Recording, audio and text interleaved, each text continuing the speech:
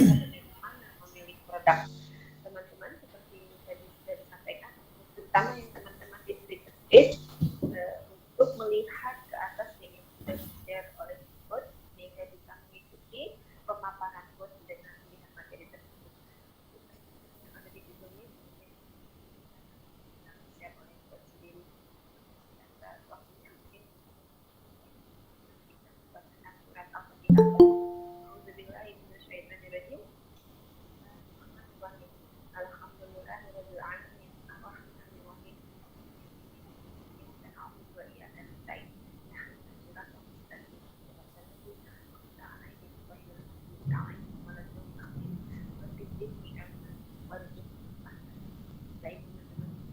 Mudah-mudahan pada malam ini jalan yang bagus dan bisa menyelesaikan sampai akhir. Insya Allah karena kemarin kita sudah mendapatkan jaringan sama semua. Baiklah, sama-sama mungkin sudah menyiapkan cemilan, sudah menyiapkan kopi dan teh di samping kita karena asap sampah yang malam dengan pemaparan dari coach sendiri, dan mudah-mudahan daging semua yang bisa kita dapatkan pada malam ini membuat teman-teman semakin pandai, semakin cerdas dalam berusaha, dan tentu saja di akhirnya adalah dapat membangun bisnis lebih baik. Seperti itu ya, teman-teman yang ada di Space dan teman-teman yang ada di Google Meet. Baik, untuk materi pertama yaitu memilih produk, insya Allah coach bisa menyampaikan dalam waktu 45 menit mungkin coach. Jadi sambung lagi 45 menit ke depan dengan materi yang keempat, begitu ya coach? Betul. Ya. Teman-teman semua, mari kita sama-sama menyiapkan diri kita. Bismillahirrahmanirrahim. Coach, the step is yours. Baik. Bismillahirrahmanirrahim. Assalamualaikum warahmatullahi wabarakatuh. Selamat malam teman-teman semua dimanapun berada. Semoga teman-teman semua selalu dalam keadaan sehat, tidak kekurangan sesuatu apapun. Bagi ada teman-teman yang sakit, semoga diberikan kesembuhan, disegerakan kesembuhannya. Semoga yang mendapatkan musibah, semoga Allah mudahkan segala ujian dan cobaan bagi kita semuanya. Semoga Allah menggantikannya dengan kasih sayangnya, pahalanya di sisinya insya Allah, atas kesabaran yang menimpa teman-teman kita. Baik, malam ini alhamdulillah kita sudah sampai hari kedua dari rangkaian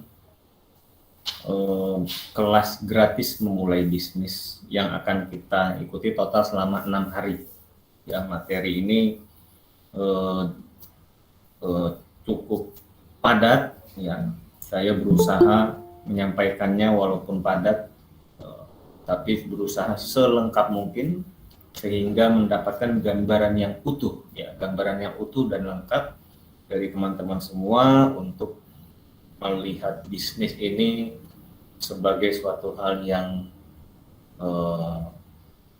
sebelumnya kita lihat secara kompleks, tapi ketika kita bisa melihatnya bagian demi bagian, part demi part, mana prioritas yang perlu kita lakukan, maka itu akan menjadi lebih mudah.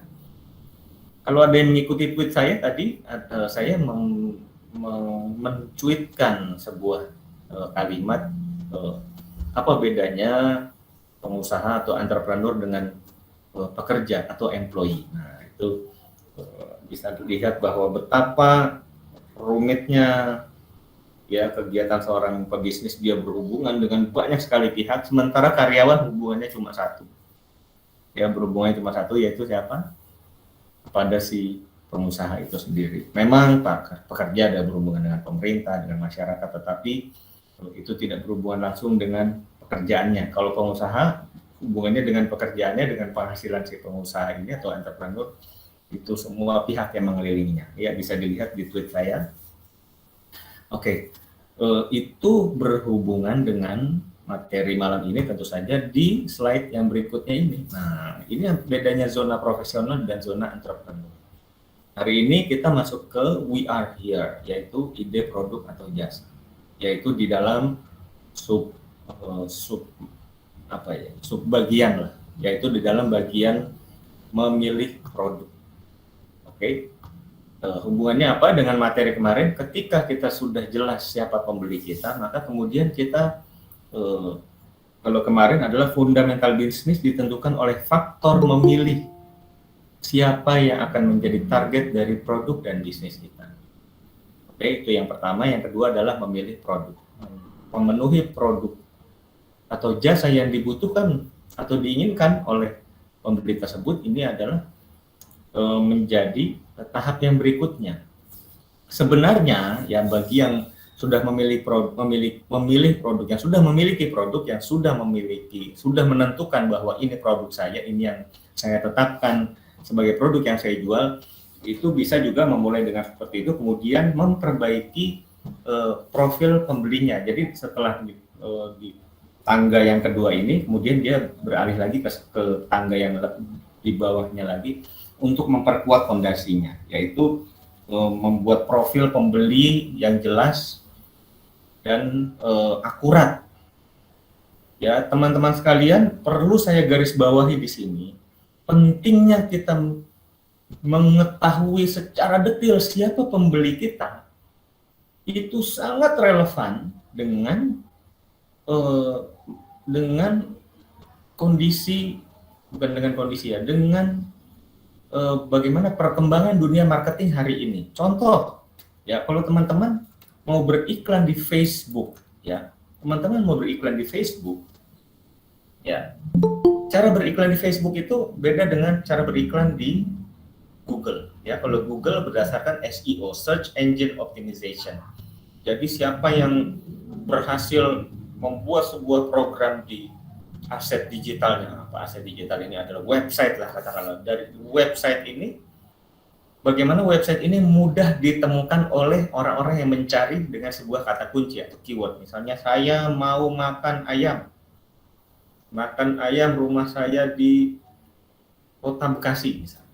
Nah, yang muncul di paling atas itulah dia berarti ketika seorang pengusaha restoran ayam namanya ditemukan paling atas, maka dia sudah melakukan proses digital marketing yang baik.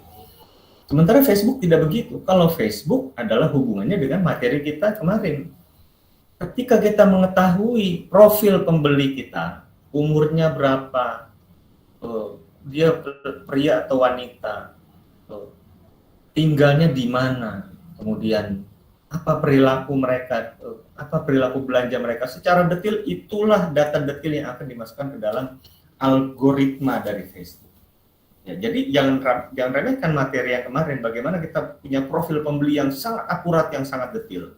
Ya, itu menjadi PR teman-teman sekalian untuk mengisi EID, Entrepreneur Incubator Dashboard, secara detail. Besok kita akan bahas, hari Senin saya berikan waktu bonus, waktu ekstra jam 8 malam untuk kita sama-sama khusus mengisi EID, ya, Entrepreneur Incubator Dashboard.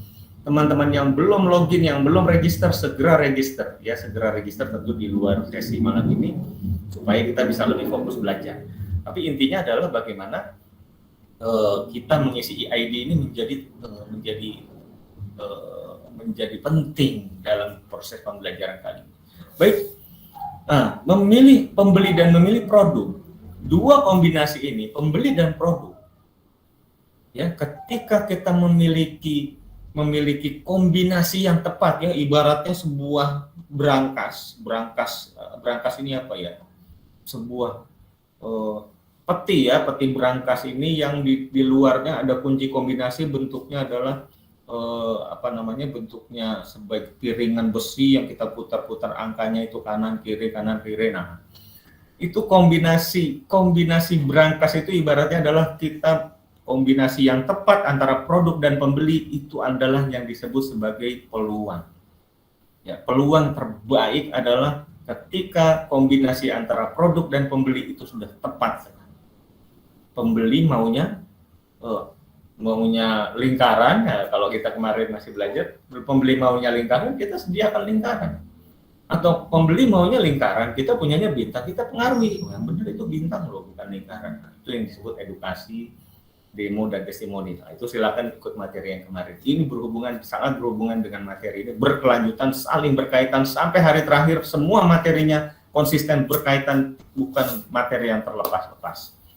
Ya, karena ini sudah diatur, sudah materi yang kelas memulai bisnis ini sudah diatur urutannya, saling berkaitan satu dengan yang lain, merupakan satu kesatuan yang saling menguatkan, yang saling terintegrasi antara satu dengan yang lainnya. Baik, lagi-lagi kita masih berada di zona entrepreneur. Bagaimana entrepreneur ini? Apa bedanya zona entrepreneur dengan zona profesional? Zona entrepreneur ini membuat bisnis, tidak ada bisnis jadi ada bisnis. Ya, dia menciptakan bisnis, seorang entrepreneur ini. Tapi seorang profesional dia adalah mengeksekusi atau menjalani sebuah bisnis yang dibentuk, yang diciptakan, yang dikreasikan oleh si entrepreneur tadi. Makanya jabatan tertinggi direktur utama sebuah perusahaan, walaupun perusahaan raksasa, namanya jabatan itu adalah Chief Executive Officer atau CEO atau direktur utama.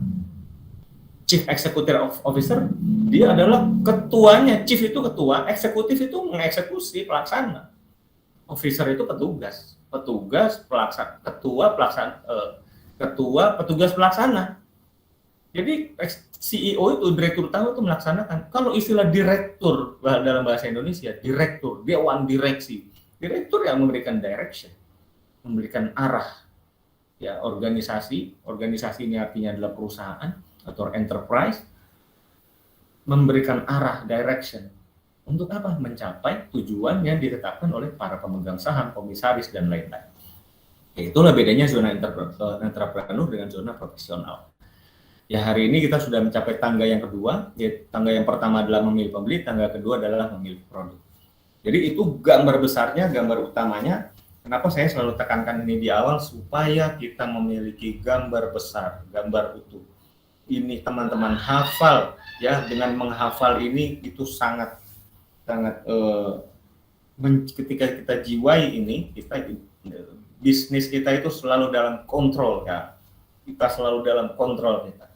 Itu sangat penting sekali, karena kalau kita kehilangan kontrol, kita bingung, aduh Pak saya bingung, nah itu artinya kehilangan kontrol. Ketika kita ada masalah, tapi kita tahu ada masalah, oh masalahnya ini, oke, saya tahu solusinya. Ada masalah ini, saya tahu solusinya. Kita selalu dihadapkan dengan masalah. Oke, baik, kita masuk ke materi yang utama malam ini, yaitu saya akan mulai dengan pertanyaan pertama. Bisnis apa sih? Bisnis atau produk apa sih yang bagus? Ya kan? Bisnis yang bagus itu ketika ditanya bisnis yang bagus, oh bisnis yang bagus itu sesuai hobi Pak. Bisnis yang bagus itu dikerjakan di rumah. Bagus bisnis seperti ini. Bisnis yang bagus itu tanpa modal. Wah, udah tanpa modal, dikasih modal lagi, itu bisnis yang bagus. Kemudian apa lagi? Bisnis yang bagus itu Pak, sesuai keahlian dan pengalaman. Bisnis yang bagus itu adalah bisnis yang tidak perlu karyawan. Apa nggak bagus bisnis yang seperti ini? Benar nggak? Ya kan? Ini adalah bisnis yang bagus. Kata siapa? Kata yang menjalaninya. Kata si pengusahanya. Artinya ini bisnis yang kita impi-impikan. Karena bisnis ini nikmat sekali menjalani. Oke, kita lanjutkan. Kemudian ada pertanyaan lagi, bisnis yang menguntungkan apa? Nah, ini pertanyaannya sudah lebih spesifik, ya, sudah lebih mengarah. Bisnis apa sih yang profitable? Bisnis profitable artinya menguntungkan. Nah, kalau kata-kata profitable ini sering diplesetkan jadi bisnis yang profitnya tebal. Nah, bisnis yang profitable adalah bisnis yang profitnya tebal, katanya begitu. Ya, bercandaannya. Oke, bisnis yang profitable itu apa ya? Teman-teman di Twitter Space silahkan melihat di sambil lihat-lihat di ini ya, di halaman di atas Twitter Space yang saya bagikan. Ya, bisnis yang profitable itu adalah bisnis yang untung atau marginnya tinggi atau besar. Profitnya tebal tadi kan, untungnya besar.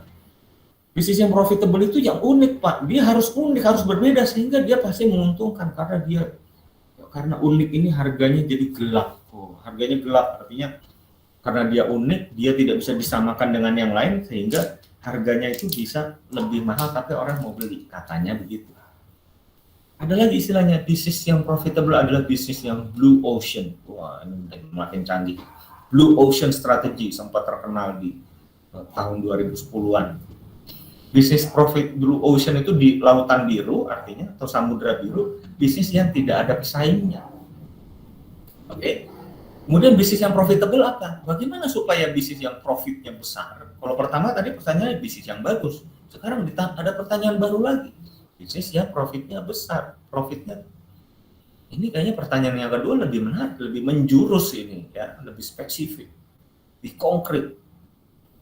Ya, setelah itu bisnis yang pioneer. Pioneer ini dia adalah sebagai orang yang pertama kali di bidang tersebut.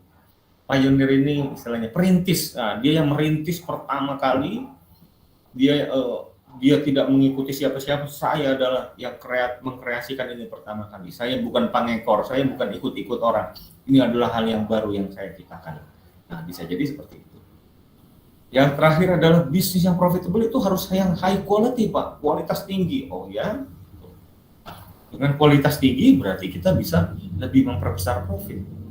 Oke. Ada juga yang mengatakan bahwa bisnis yang profitable itu adalah barang-barang langka.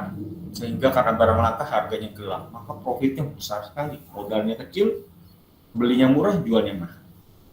Atau best product, selalu produk yang terbaik ya. Misalnya apa? Handphone. Bisnis yang profitable itu jualan handphone. Pak, handphone apa? iPhone. iPhone itu yang paling mahal sehingga modalnya enggak terlalu besar tapi penjualannya tinggi ya. Katanya gitu. Kemudian kita ada pertanyaan yang ketiga adalah ketika ada 3 pertanyaan, apa bisnis yang bagus, apa bisnis yang profitable, kemudian ada pertanyaan yang ketiga nih, bisnis yang ramai dan laris. Bisnis yang ramai dan laris apa sih? Kita langsung ada muncul jawaban-jawabannya yang simple, jawaban-jawaban yang lugas. Bisnis sembako, bisnis makanan, udah nggak usah pusing-pusing ya. Bisnis yang laris, udah pasti laris. Bisnis fashion, bisnis baju, ya bisnis bajunya laris Pak. Orang-orang selalu pengen bajunya yang baru. Orang pengen dari Indonesia adalah negara keempat terbesar dengan populasi yang terbesar nomor 4 di dunia, sehingga kemungkinan jualan pakaian itu juga tinggi sekali karena dia bagian dari sandang pangan papan sebagai kebutuhan primer. Ada juga bisnis yang lagi trending. Nah, ini yang ramai dan laris karena sesuatu yang trending lagi musim sedang lagi happening ya, sedang apa istilahnya? Sedang hype ya, sesuatu yang hype, happening. Itu adalah bisnis yang ramai dan laris katanya begitu karena orang ingin mengikuti tren. Ya, juga itu seperti bisnis yang musiman. Ya, sebentar lagi Lebaran ini. Oh, jualnya apa? Kue kering, jual sarung, baju koko, sajadah, kurma, apalagi buka puasa di pinggir jalan macam-macam. Ramai dan laris sebagai supplier, Pak, sebagai vendor. Sebagai supplier untuk perusahaan, untuk corporate misalnya. Ada juga bisnis yang berdagang di pasar, bisnis komoditas, bisnis barang-barang yang tidak perlu mengedukasi, ini pasti laku. Yang penting siapa yang modalnya kuat, dia bisa jualan bagus. Ada juga pertanian, bengkel, berdagang di keramaian, berbasis sosial media. Nah, ini adalah bisnis yang ramai dan laris katanya. Oke, ternyata setelah kita mencoba menggolongkan ini dengan pendekatan IPO model, yaitu input, proses, dan output. Ketiga hal tadi, ya, ini kita masuk ke slide berikutnya. Bisnis atau produk yang bagus, profitable atau laris. Nah, ketiga pertanyaan ini bukanlah dikotomi, bukan pertanyaan dengan jawaban yang berbeda-beda. Karena satu bisnis ya bisa ramai atau laris, bisa profitable dan bagus, bisa kombinasi dari ketiganya. Atau misalnya kombinasi dengan dari dua aspek, aspek input, aspek proses, atau aspek output. Nah, ini contohnya adalah yang disebut sebagai bisnis yang ramai dan laris, itu adalah kita perhatikan di slide, yaitu demand atau permintaannya terbanyak. Ya, karena bisnis yang laris ini dia sudah jelas calon pembelinya siapa. Kemudian konsumen yang siap membayar, dia sudah punya anggaran, sudah punya budget. Tiap 1 bulan saya pasti beli minyak goreng, saya pasti beli gula, pasti beli sayur, beli buah-buahan, beli teh, kopi, beli apa lagi? Dia beli makanan atau minuman yang sehari-hari kita beli. Kemudian beli pulsa, beli bensin, macam-macam. Ya. Kemudian bisnis yang laris ini adalah lokasi, di mana yang lokasinya itu strategis. Ya. Berhubungan dengan yang selanjutnya adalah dia adalah di dekat keramaian. Dan yang terakhir adalah bisnis yang ramai dan laris adalah bisnis yang selalu bertumbuh, ya, tidak pandang musim, tidak pandang pandemi, tidak pandang kondisi-kondisi sosial yang melingkupinya, dia bertumbuh. Itu adalah bisnis yang laris, itu adalah ciri khas bisnis yang laris. Kemudian ciri khas bisnis yang profitable yaitu konsep yang memenuhi permintaan. Customer atau pembeli itu maunya apa, itu yang dipenuhi. Kita punya konsep yang jelas untuk memenuhi permintaan pelanggan. Ya, mereka mau mintanya adalah saya misalnya jualan obat herbal. Obat herbal, gimana caranya obat herbal yang ada sahabat saya, ya, seorang ibu, beliau bilang, Pak, saya ini sudah habis puluhan juta, hampir ratusan juta untuk mengobati sakit jantung saya. Suatu hari beliau berdoa, ya Allah, berikanlah hamba obat yang murah yang bisa menjadi solusi bagi masalah jantung saya. Suatu hari akhirnya ketemu saya di Twitter, gitu. Beliau kemudian memesan produk herbal yang saya jual, kok sembuh dengan minum herbal dari produksi saya. Akhirnya beliau menjadi reseller dan menjadi mitra saya dalam mengembangkan usaha saya. Nah, itu sudah memenuhi permintaan. Beliau maunya produk yang bisa menjadi solusi buat jantung beliau, tapi murah. Nah, inilah bisnis yang profitable. Itu contohnya. Oke, kemudian strategi penjualan, marketing, branding. Ya. Bisnis yang profitable adalah dia sudah punya strategi penjualan, ya, marketing dan branding. Dia punya konsep yang jelas dalam hal sales, dalam hal selling, dalam hal marketing, dalam hal branding. Dan kemudian bisnis yang profitable adalah dia yang selalu bisa punya konsep penawaran. Ya, penawaran bahasa lainnya adalah proposition. Proposition ini bagaimana dia punya, kalau anak-anak zaman sekarang atau istilah yang terbaru dalam hal marketing yang disebut sebagai unique selling proposition. Ini produknya USP-nya apa ini? Nah, gaya pakai USP. Apa USP-nya? Unique selling proposition. Intinya apa sih USP? Keunikannya apa sih? Nah, itu penawarannya seperti itu. Kemudian dia bisa menghitung profit, ya, dan memperhatikan nilai tambah dan faktor kali. Ya, poin-poin ini akan sangat berkaitan dengan awal yang saya sampaikan di dalam memilih pembeli. Kemudian hari ini kita bahas lagi, besok kita akan hari Selasa, ya, kita akan membahas apa yang disebut sebagai nilai tambah dan faktor kali. Semakin seru, semakin akhir materinya semakin seru, tidak akan dingin, panas terus, ya. Setiap materi selalu panas, saya janjikan seperti itu. Nah, bisnis yang terakhir adalah bisnis yang bagus. Bisnis yang bagus ada modalnya, punya partner, alatnya lengkap, metodenya jelas, teknologi tinggi, karyawannya siap, dan karyawannya punya kecakapan yang memenuhi syarat, bahan bakunya mudah didapatkan, propertinya tersedia, kemudian network. Nah, ini adalah sudut-sudut pandang, ya, dari sisi input, dari sisi proses, dan sisi output. Di mana ketiga pertanyaan tadi, apa sih bisnis yang bagus, apa sih bisnis yang profitable, apa sih bisnis yang ramai dan laris, itu bukan pertanyaan yang harus dipisah-pisahkan, bukan pertanyaan yang kemudian jawabannya berbeda-beda. Idealnya ketika kita mau memulai bisnis, kita jawabannya pada jawaban yang sama, menjawab ketiga pertanyaan yang tadi. Bisnis yang ramai, yang profitable, yang bagus itu apa? Yang memenuhi semua unsur yang disebutkan tadi di dalam konsep, aspek, input, proses, dan output. sehingga kita tahu bisnis yang laris itu seperti apa. Pada saat yang bersamaan dia profitable atau menguntungkan, di mana bisnis yang ramai, laris, profitable ini baru kita klaim sebagai bisnis yang bagus gitu.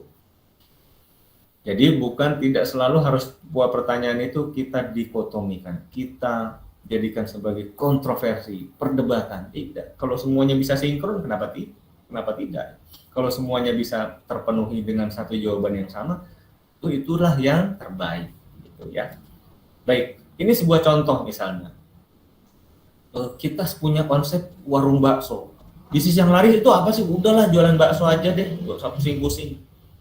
Tapi tidak asal jualan bakso, jualannya di mana, ya kan? Tempatnya di pasar perumahan. Wah, ini pasar perumahan, ya kemungkinan larisnya tinggi sekali. Kenapa? Kalau ibu-ibu kan pusing, aduh hari ini masak apa ya? Udahlah di bakso aja, gampang. Bahkan nggak pakai lauk yang lain, cukup bakso saja sudah satu rumah happy semua. Ya. Harganya karena tempatnya pasar perumahan, harganya tentu menengah. Dia nggak bisa mahal. Karena kalau mahal itu biasanya jual suasana, jual tempat, kemudian jual apa istilahnya tempat parkir yang luas. Nah, kalau di perumahan nggak perlu harga tinggi-tinggi, cukup harga menengah. Kalau bisa adalah menengah ke bawah. Ya. Kemudian prosesnya seperti apa? Bagaimana ini menjadi profitable? Tadi laris warung bakso. Bagaimana bisnis warung bakso ini menjadi profitable? Dia harus enak. Ya nggak bisa cuma asal jualan bakso saja, kita tidak perhatikan rasa. Bakso yang lain semuanya sama aja, jangan salah ya. Kita tahu jagoan namanya warung bakso terenak di sekitar sini A, yang nomor 2 B, yang nomor 3 C, yang paling murah D. Ya, jadi yang bilang paling enak tapi paling murah. Kita sekarang bicara enak. Kemudian ada nilai jualnya nih, tanpa MSG ya, tanpa matching istilahnya. Sehingga ada orang-orang tertentu yang dia badannya sensitif terhadap kimia, terhadap penyedap rasa dan lain-lain, sehingga ini bisa menjadi nilai tambah dan bisa menjadi pilihan. Kemudian daging sapi asli, waduh ini sudah harganya menengah tapi enak tanpa MSG, daging sapi giling sendiri lagi, ini terjamin tidak ada bahan pengawet, bahan penyedap dan lain-lain. Terus kemudian mulai bicara merek, ya namanya bakso bintang. Ini contoh aja misalnya. Kemudian kita mulai mengukur inputnya, bagus nggak sih ini bisnisnya? Tadi pertama laris nggak? Yang kedua pertanyaannya profitable atau tidak? Pertanyaan yang ketiga adalah bagus atau tidak? Nah ini semuanya harus memenuhi ketiga pertanyaan tadi, di mana modalnya misalnya 25 juta. 25 juta ini apa itu? Dia harus sewa tempat 1 tahun. Misalnya 7 juta Pak, walaupun baru kios kecil ya bisa 7 juta 1 tahun ya. Kemudian ada gerobak baksonya, mesin penggiling karena giling sendiri, ada mesin menggiling sendiri, macam-macam, totalnya 25 juta. Termasuk gaji karyawan 3 bulan, setelah 3 bulan bisa sustainable, bisa membayar dirinya sendiri.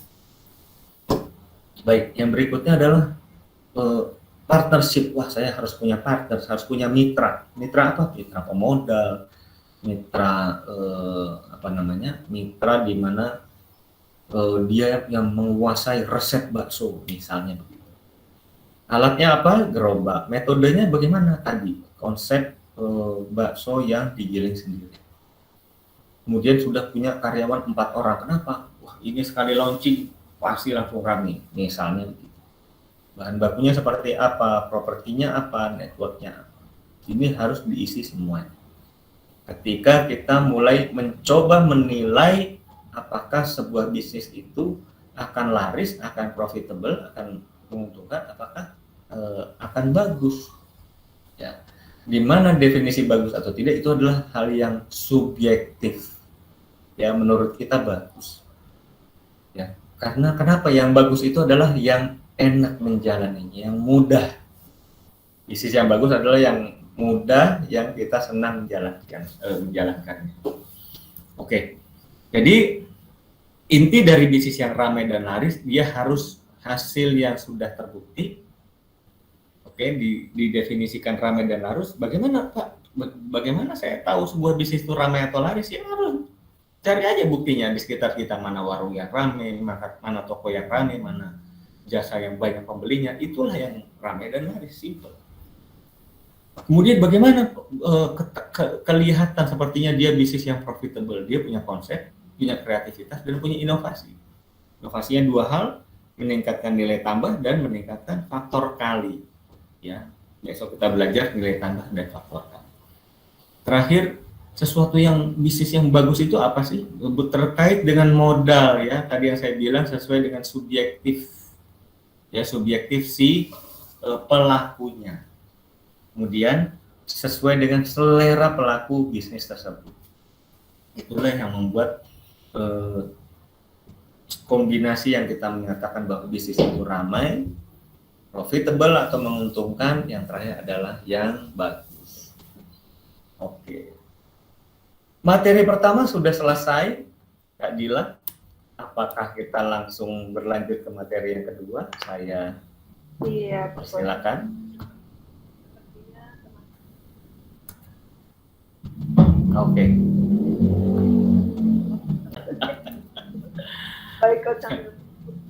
Ya. Ya.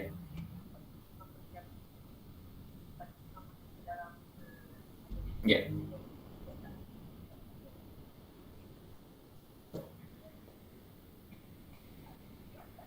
Ya.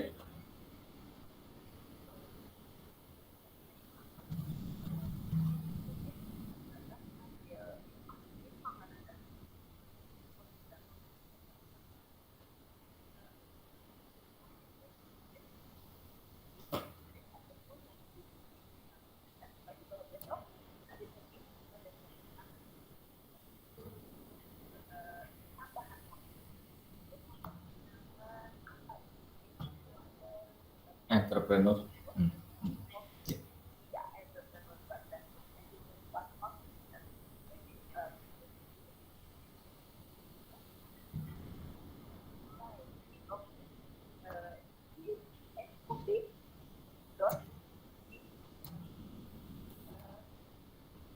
Yes, ya. Betul, ya.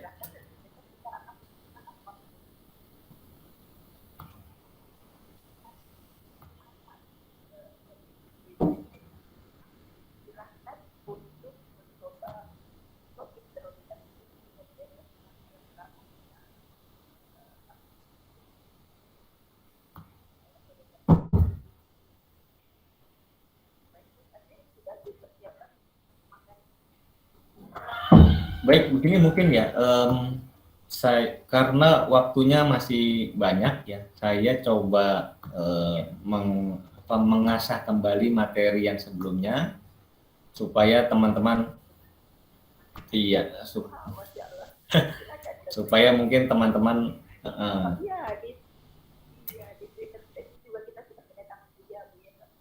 Assalamualaikum Bu ya. Iya.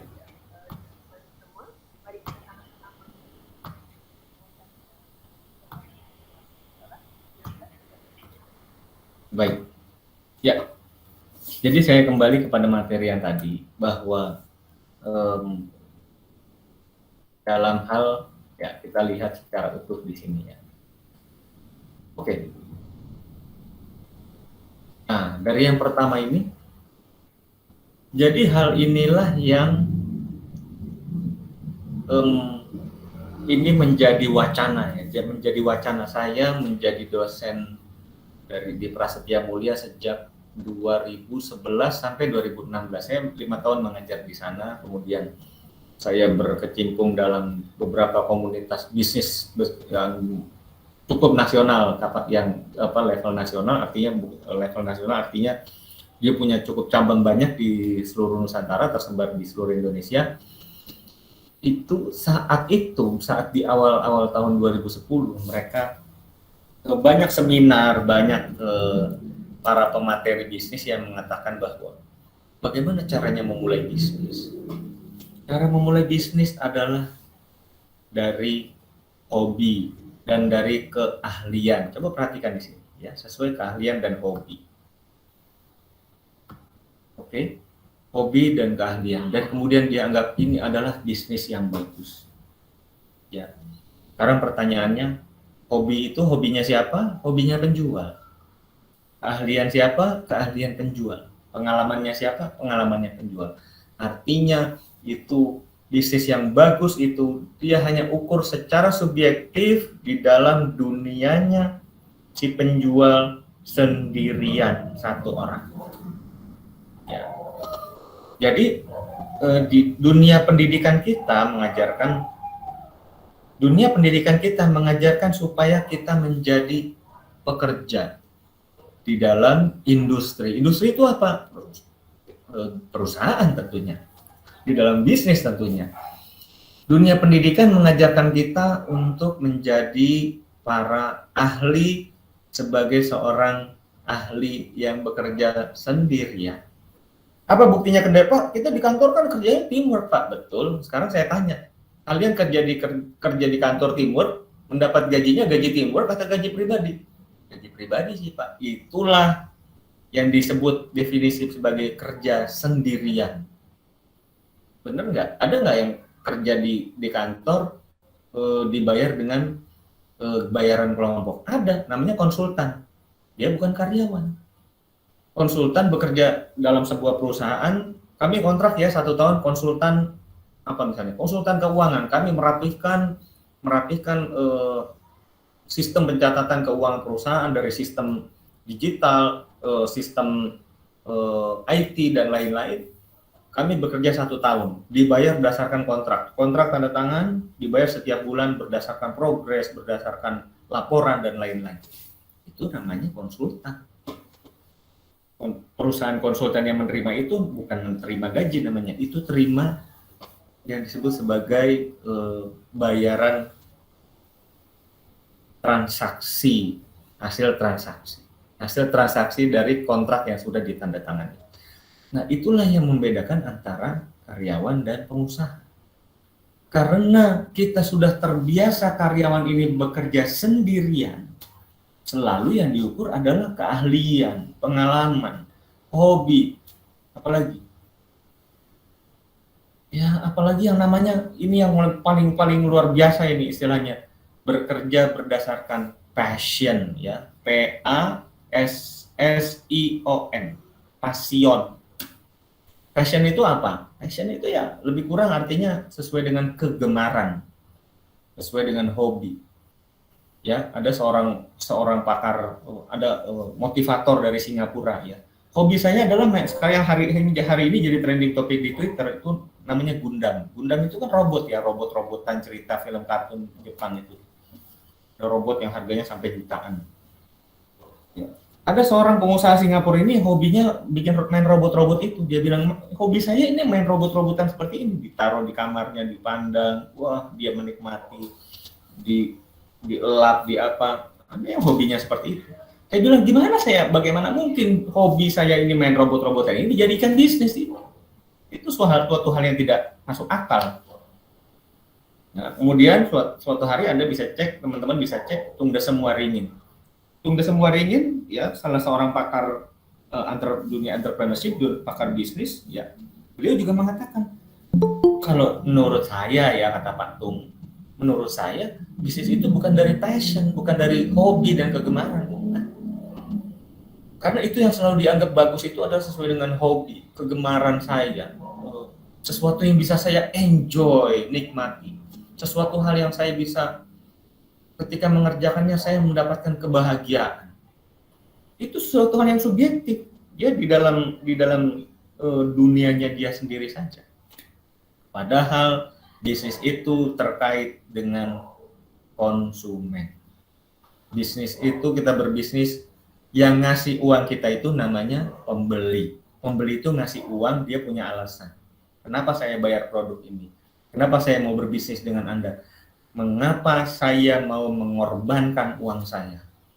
Sehingga itulah yang terjadi, yang disebut sebagai transaksi. Itulah yang disebut sebagai arus kas. Arus kas itu apa sih? Kok keren banget istilahnya arus kas? Ya, arus kas itu duit masuk intinya. Ya, dapat duit intinya kan begitu. Biar keren aja istilahnya arus kas gitu kan.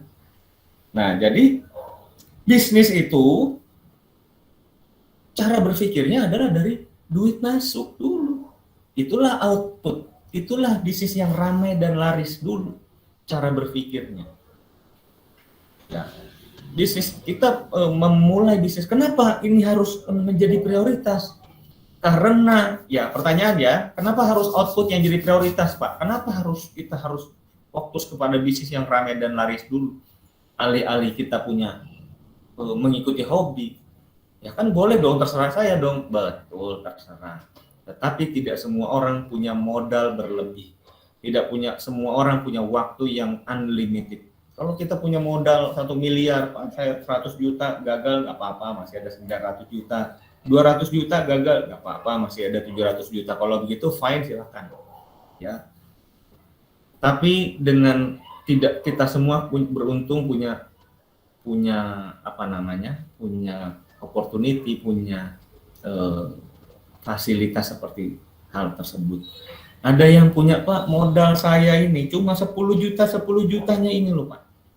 Kira-kira bagaimana supaya 10 juta ini bisa menjamin bahwa bisnis saya ini bisa berkelanjutan. Bisa dari 10 juta ini saya bisa menjadi 20 juta, 30 juta, dan seterusnya. Maka jawabannya adalah tentu cara berpikirnya diprioritaskan, coba perhatikan di slide itu adalah yang laris dulu, yang harus dijadikan prioritas. Nomor 1, output. Nomor 1 itu adalah laris dan output. Outputnya itu apa? Laris. Jangan mulai berbisnis sesuatu, Pak, saya mana mungkin menjual produk yang saya tidak sukai. Ya.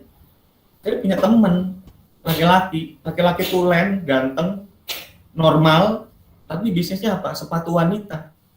Dia kalau isi seminar kemana-mana, saya adalah pengusaha yang tidak mencintai produk saya. Loh, kenapa, Pak? Ya, produk saya adalah sepatu wanita.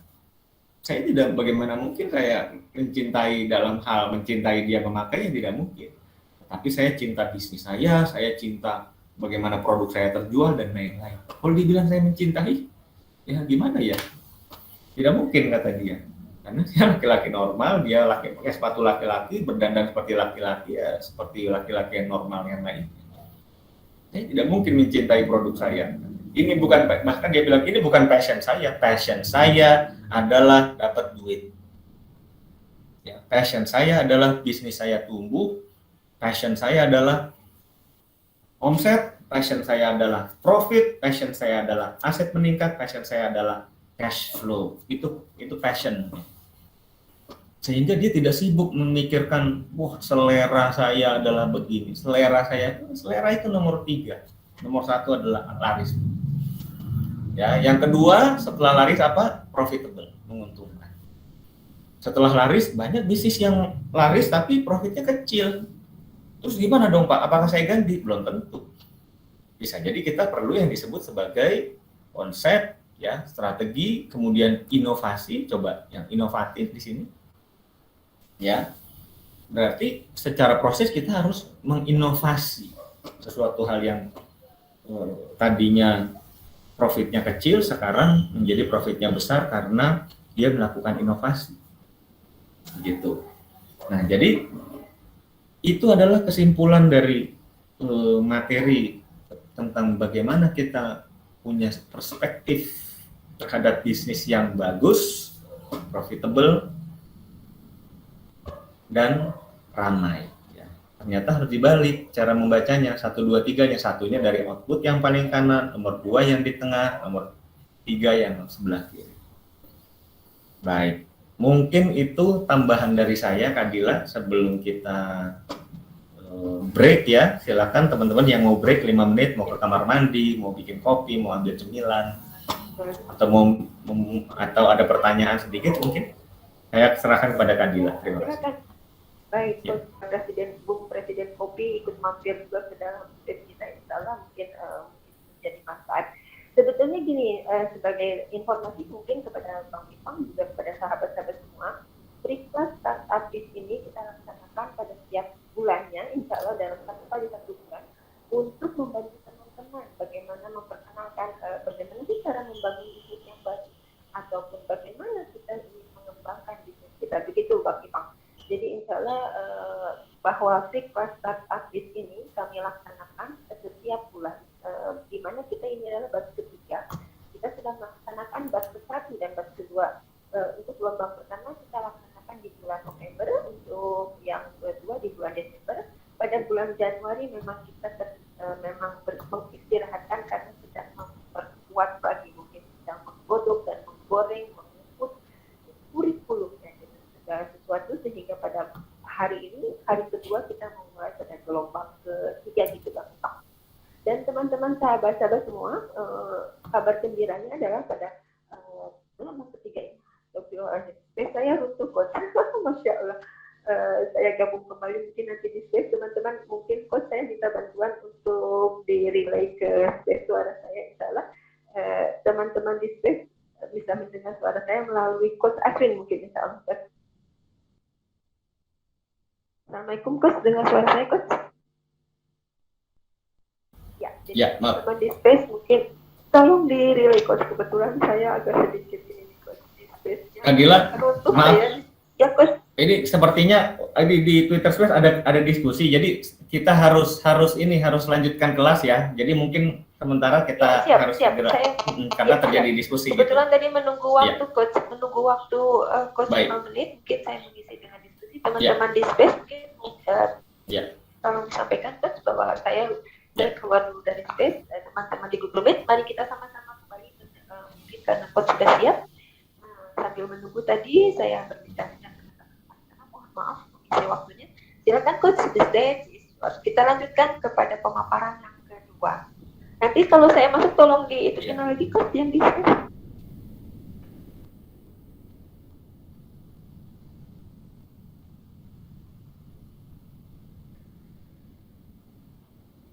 Baik, sementara kita lanjutkan dulu ya, Kak Gila. Ya, untuk nanti saya belum masuk ke space. Silakan. Ya. Oke, jadi materi berikutnya adalah tipe atau kategori produk dan jasa. Oke, jadi ini adalah materi yang keempat ya, materi yang keempat. Ini adalah materi yang keempat, yaitu tipe atau kategori produk dan jasa.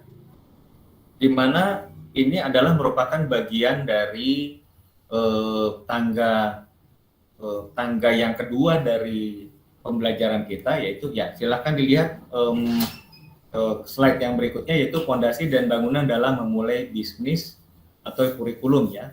Ini adalah kurikulum, yaitu we are here di dalam tangga yang kedua, yaitu memilih produk atau memilih produk, yaitu materi tipe produk atau jasa. Kalau sebelumnya inti dari materi ini adalah sebagai kelanjutan dari dua anak tangga dari yang disebut sebagai pondasi disebut sebagai pondasi memulai bisnis. Coba perhatikan kita bisa perhatikan di dalam materi presentasi ini, yaitu ada zona entrepreneur dan zona profesional. Orang awam melihat bisnis itu dari luar, yang dilihat itu adalah bangunan bisnis yang di atas ini. Ya, bangunan bisnis ada ketika kita melamar sebuah pekerjaan di perusahaan kan, paling tidak ada empat departemen ya, ada 4 fungsi atau 4 departemen, yaitu departemen pemasaran, departemen keuangan atau departemen marketing, departemen finance, kemudian departemen operasional dan departemen HRD atau Human Resource Department. Ada 4 departemen. Ketika kita melamar pekerjaan di sebuah perusahaan, maka kita tidak diminta untuk membangun perusahaan kan, itu jarang sekali. Kalaupun ada, itu pekerjaannya seorang CEO, seorang business development misalnya, membangun perusahaan dari nol. Di mana tentu si pemilik perusahaan yang dia akan turun langsung untuk membangun perusahaan tersebut. Tetapi dalam hal mengeksekusi, di dalam hal menjalankan bisnis, maka mendirikan bangunan bisnis yang sudah jadi tersebut, itu adalah yang bisa dilihat, yang warna hijau di atas itu adalah yang bisa dilihat oleh orang awam. Sementara pondasinya yang warna biru di bawah ini itu sangat kuat, itu adalah yang diletakkan oleh para yang disebut sebagai entrepreneur atau pengusaha. ya, di mana orang kita mau kalau bekerja, pokoknya saya kerja, ini pekerjaannya apa, bayarannya berapa, saya kerja. Dia tidak mengerjakan tangga 1 sampai 4, tidak, karena itu pekerjaannya entrepreneur, itu pekerjaannya pengusaha, pekerjaan yang dilakukan oleh pemegang saham sampai komisaris. Ya mungkin para pengusaha atau entrepreneur ini, pengusaha atau entrepreneur ini dia apa namanya, dia membangun semuanya dari nol, dia itulah yang menetapkan fondasi dari sebuah bisnis, sebuah bangunan bisnis, begitu. Nah, jadi itulah yang menjadi dasar dari apa yang disebut, apa yang membedakan entrepreneur atau entrepreneur dengan para profesional atau karyawan. Ya. Baik, saya lanjutkan. Intinya adalah yang berhubungan dengan hari kemarin, bahwa peluang itu tercipta ketika kita bisa mengkombinasikan, ya ibaratnya kombinasi tadi ya, di materi pertama adalah kombinasi sebuah brankas, yaitu kombinasi yang tepat antara pembeli dan produk. Ya, antara pembeli dan produk ini merupakan sudah terjadi kecocokan, pembeli mau beli produknya cocok oleh pembeli, sudah sesimpel itu. Kemudian materi yang berikutnya adalah tipe produk seperti apa sih yang dimaksud, ya kan? Baik, kita akan masuk ke dalam materi tipe produk. Ya, produk, kategori produk itu sebenarnya ada ribuan, ya, ada ribuan. Tentu tidak akan selesai kalau kita bedah masing-masing apa tipe produk.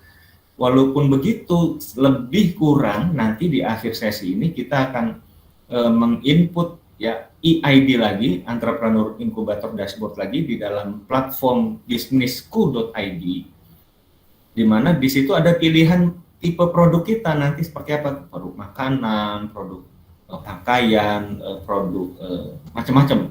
Ya nanti kita akan melihatnya, saya akan mendemokan sedikit untuk bagaimana kita memilih tipe produk kita gitu. Baik, yang selanjutnya adalah ada produk konsumen dan produk industri. Produk konsumen dibagi ke 4, produk sehari-hari, produk shopping, produk spesial, dan produk yang langka. Lebih kurang produk sehari-hari dan produk shopping ini dia masuk ke kategori komoditas sebenarnya ya. Apa yang disebut komoditas? Komoditas itu adalah hal yang sehari-hari sudah banyak peminatnya, banyak pembelinya, sudah tersedia pembelinya. Di mana pedagang dia tinggal buka toko di mall, di pasar, yang sudah lebih kurang calon pembelinya itu sudah siap membeli. Sehingga investasi di membuka toko, membuka toko di pasar atau di membuka toko di pasar atau di mall misalnya, atau di pusat perbelanjaan itu dia bisa langsung punya pembeli. Nah, kenapa? Karena produknya adalah produk komoditi atau produk yang masuk ke golongan produk komoditas gitu. Ya, jadi itulah hal yang kemudian bisa membuat kategori-kategori produk. Yang berikutnya produk industri, saya tidak akan banyak bahas di sini karena ya ini ada salah satunya adalah jasa di bawah sini. Ini adalah produk industri, ini adalah yang juga bisa banyak teman-teman para pelaku UMKM, para pebisnis yang bisnisnya adalah ada di sini ya. Silakan masukkan kita kategori produk kita lebih ada di mana gitu. Baik. Yang berikutnya adalah produk kita itu ada sebenarnya produk yang sama, ada 3 aspek yang ada di dalam produk. Yang pertama adalah manfaat ya di sini. Yang manfaat adalah atribut produk yang mempunyai kemampuan untuk memuaskan keinginan. Oke, yang kedua adalah nilai. Yang pertama adalah kembali lagi pertama manfaat. Manfaat itu adalah yang secara orang awam itu bisa melihat manfaatnya apa sih gitu. Fungsinya apa sih, lebih kurang manfaat dan fungsi itu mirip. Atribut produk yang mempunyai kemampuan untuk memuaskan keinginan konsumen atau pembeli. Kemudian ada nilai. Nilai ini apa?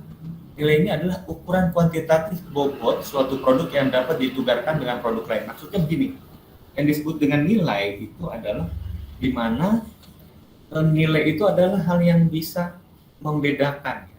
Nilai atau value itu adalah suatu hal yang dia bisa membedakan. Kenapa harus membeli ini? Kenapa tidak produk yang lain? Karena dia punya suatu hal, suatu kelebihan. Ada alasan-alasan tertentu yang akhirnya konsumen ini bisa punya alasan untuk lebih dipilih dibandingkan pesaing atau kompetitor, ya istilahnya begitu. Nah, jadi ini adalah hal yang kita bisa cermati dalam hal kategori tipe atau kategori produk. Yang ketiga adalah harga. Harga nilai adalah nilai yang disebutkan dalam satuan mata uang, yang lebih kurang dia bisa mewakili manfaat atau nilai. Gitu. Ya, yang berikutnya adalah menentukan nama produk. Oke. Ya, ini adalah slide yang baru yang tidak ada di batch pertama dan yang kedua, ya. Nah, ini menarik teman-teman sekalian. Silakan perhatikan di dalam slide menentukan nama atau merek produk, ya, menentukan nama. Ada paling tidak ada 3 kategori besar, ada 3 kategori, ya, 3 tipe lah penentuan nama, ya, ada 3 penentuan nama. Yang pertama sesuai dengan selera penjual, ya. Yang kedua adalah dia mewakili identitas produk. Yang ketiga itu adalah mengikuti selera pembeli. Oke, kita menentukan nama produk ini ada 3 cara. Yang pertama yaitu selera penjual. Selera penjual ya mudah aja. Kita menentukan nama itu adalah suatu hal yang subjektif, ya. Makanya ini lebih mendekat kepada subjek. Sebelah kiri subjek, sebelah kanan adalah objek. Subjek ini adalah identitas penjual, ya. Banyak kan, ada soto Pak Sadi misalnya. Soto Mbok Giem, bakso bakwan misalnya Mas siapa misalnya. Sop 3 saudara misalnya. Nah, gitu. Jadi kalau mobil itu ya sudah pasti mobil-mobil Jepang lah, ya, Toyota, Honda, Suzuki. Kalau di Jerman itu ada Mercedes-Benz itu bukan, saya lupa, ya. Ferrari, ya. Ferrari itu adalah namanya, si pendiri Ferrari itu Enzo Ferrari, ya. Itu sesuai dengan selera penjualnya, sesuai nama saja, sesuai identitas penjual. Kemudian ada ciri khas atau eksternal. Ciri khas itu adalah dari hal eksternal yang bisa kita lihat. Kalau karakteristik lebih ke internal, yang mewakili subjek, ya. Subjek itu siapa? Si penjual. Lalu yang terakhir adalah filosofi. Oke, kalau KFC, Kentucky Fried Chicken, ya, dari asalnya dari kota Kentucky di Amerika. McDonald's itu nama orang, ya. McDonald's itu nama orang yang dimana ada kakak beradik. Nah, dengan McDonald's itu kan orang Amerika keturunan Irlandia. Ada MacArthur, McDonald's, McAfee misalnya yang antivirus itu. Ada MC itu orang Amerika keturunan Irlandia. Nah, itu menjadi selera penjual. Nah, ini adalah hal-hal yang bisa menentukan nama atau merek produk. Oke, yang kedua adalah sesuai dengan identitas produk, ya. Itu adalah seperti tadi, ciri khas eksternal, karakteristik internal dari apa? Produk itu sendiri, bukan dari penjualnya. Ya, bukan dari penjualnya. Apa yang bisa jadi contoh, ya? Sebagai contoh, nama jalan tol namanya, ya kan. Ketika pemerintah itu, bukan pemerintah, ya, Jasa Marga itu salah memberikan nama, bukan salah mungkin terlambat, ya, memberikan nama jalan tol di antara Cikampek ke Bandung, ya. Ini sering sekali saya jadikan nama sebagai contoh cerita. Jalan tol yang terbentang dari Cikampek sampai Bandung. Banyak orang yang akan menjawab itu adalah jalan tol Cipularang. Padahal nama jalan tolnya bukan itu. Nama jalan tolnya adalah jalan tol Purbalenyi. Jalan tol Purbalenyi, Purwakarta, Bandung, Cileunyi. Jadi nama jalan tolnya itu. Tapi orang sampai sekarang tetap aja di mana? Jalan tol Cipularang. Ya, karena sudah terlanjur dulu dikasih nama jalan tol Cipularang, bukan nama resmi. Cipularang adalah Cikampek. Punya ini apa ya? Purwakarta, Larang, pada Larang. Cikampek, Purwakarta, pada Larang. Namanya jalan tol Cipularang. Nah, ini yang disebut sebagai gagal branding. Ya, karena gagal branding itu sehingga orang yang memberi nama. Ada nasi uduk, ada jual nasi uduk misalnya. Nasi uduk nggak ada namanya. Ada seorang ibu-ibu sudah tua, dia jual nasi uduk khusus setelah maghrib dia baru buka. Namanya nasi uduk pengkolan namanya. Karena tidak dikasih nama sehingga orang memberikan nama sesuai dengan karakteristik, sesuai dengan ciri khasnya. Nasi uduk pengkolan. Nah, ini jangan sampai produk kita dinamai oleh orang dan kita sudah merencanakan nama itu. Nah, ini kalau ada soto namanya soto sedap. Ya, soto sedap itu sesuai dengan karakteristik produk. Itu sebagai sebuah brand, sebagai sebuah nama produk. Yang ketiga adalah selera pembeli. Nah, ini sering jadi nama sebuah website namanya ya. Ada website atau nama brand yang disebut sebagai misalnya dietsehat.com. Nah, ini kan jadi sebuah brand sebenarnya. Ya, ini menjadi sebuah brand. Di mana diet sehat ini adalah selera pembeli yang dicari oleh pembeli di SEO Google itu ketika mereka meng-Google saya mau diet sehat. Yang muncul paling atas adalah dietsehat.com. Simple. Dengan dia menulis nama dietsehat.com, orang akan mudah mengingat. Ya, tidak akan lupa karena setiap hari kita harus mengingat ribuan nama, mungkin jutaan nama yang harus kita ingat. Bagaimana supaya dia selalu diingat paling atas? Ya, sehingga dia membuat nama yang mudah diingat. Yang nama yang paling mudah diingat adalah selera atau kebutuhan atau keinginan dari pembeli. Itu yang paling simpel, ya. Ada juga contohnya madu anak pintar. Madu anak pintar ini adalah pembeli maunya anak saya pintar. Padahal madu ini kan itu bukan identitasnya, bukan madu anak pintar, bukan nama penjualnya, bukan anak pintar, tetapi adalah selera pembelinya. Yaitu lebih mengutamakan objek.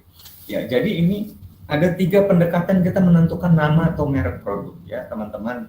Bagi yang sudah berpikir untuk menentukan, sudah memilih produk, kemudian menentukan nama, ya tinggal kita menentukan strateginya seperti apa yang kita ingin lebih, tujuan kita menentukan nama itu apa sih, gitu kan.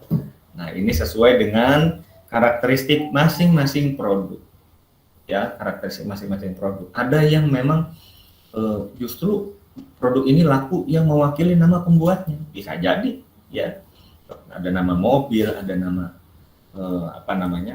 barang-barang elektronik, ya macam-macam. Oke. Sampai di sini saya pikir cukup jelas, cukup clear. Tapi nanti kalau ada pertanyaan silahkan ditulis di ini. Tapi ada satu lagi, masih ada satu slide lagi, yaitu menentukan harga produk. Ya, menentukan harga produk. Baik, ini lagi-lagi slide terbaru yang tidak ada di batch pertama dan batch kedua. Teman-teman yang alumni batch pertama dan batch kedua silakan duduk manis, ya, dan melihat slide yang paling terakhir, yaitu menentukan harga produk. Ini ya memang agak ngejelimet, tetapi inilah yang ternyata sering terjadi, ya.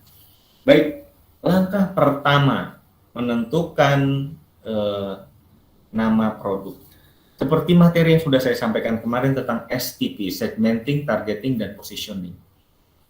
Sebelum saya lanjutkan, mohon maaf, nomor 1, 2, 3, 4, 5 ini bukan kaku sebagai urutan, tetapi bisa digunakan sebagai pendekatan untuk urutan, ya, untuk urutan. Tetapi tidak urutan pun saya coba tadi otak-atik, ini masih memungkinkan.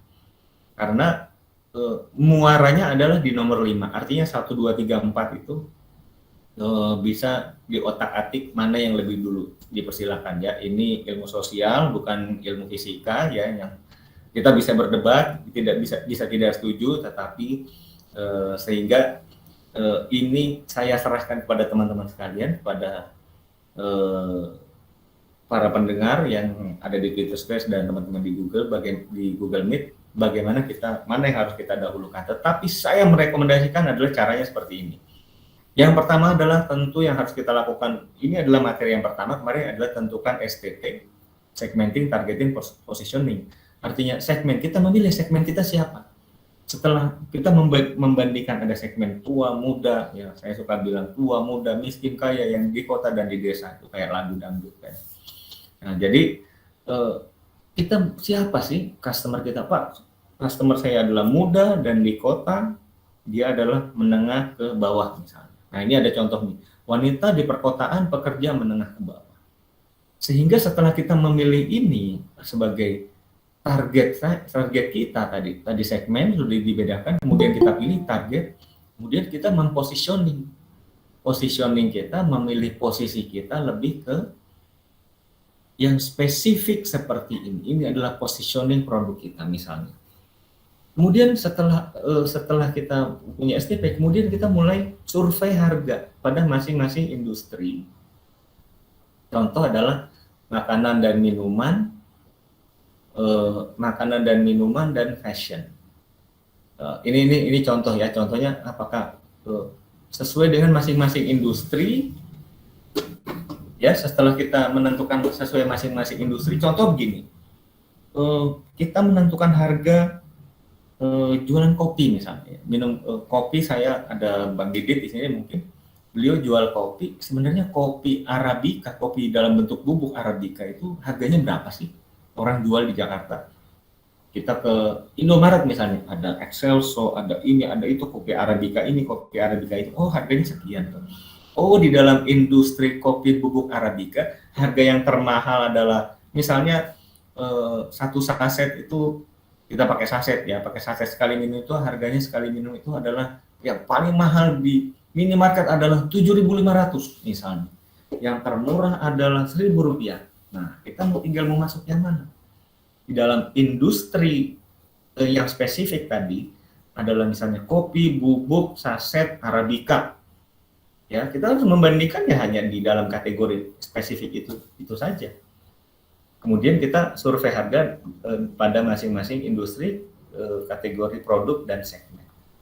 Ya, pada segmen tersebut ya tadi ini STP dan segmenting ini adalah kelanjutan dari STP yang di atas. Kemudian kita sudah mulai menghubungkannya dengan perilaku konsumen pada industri tersebut, ya ini pada penjelasan yang sebelah kanan.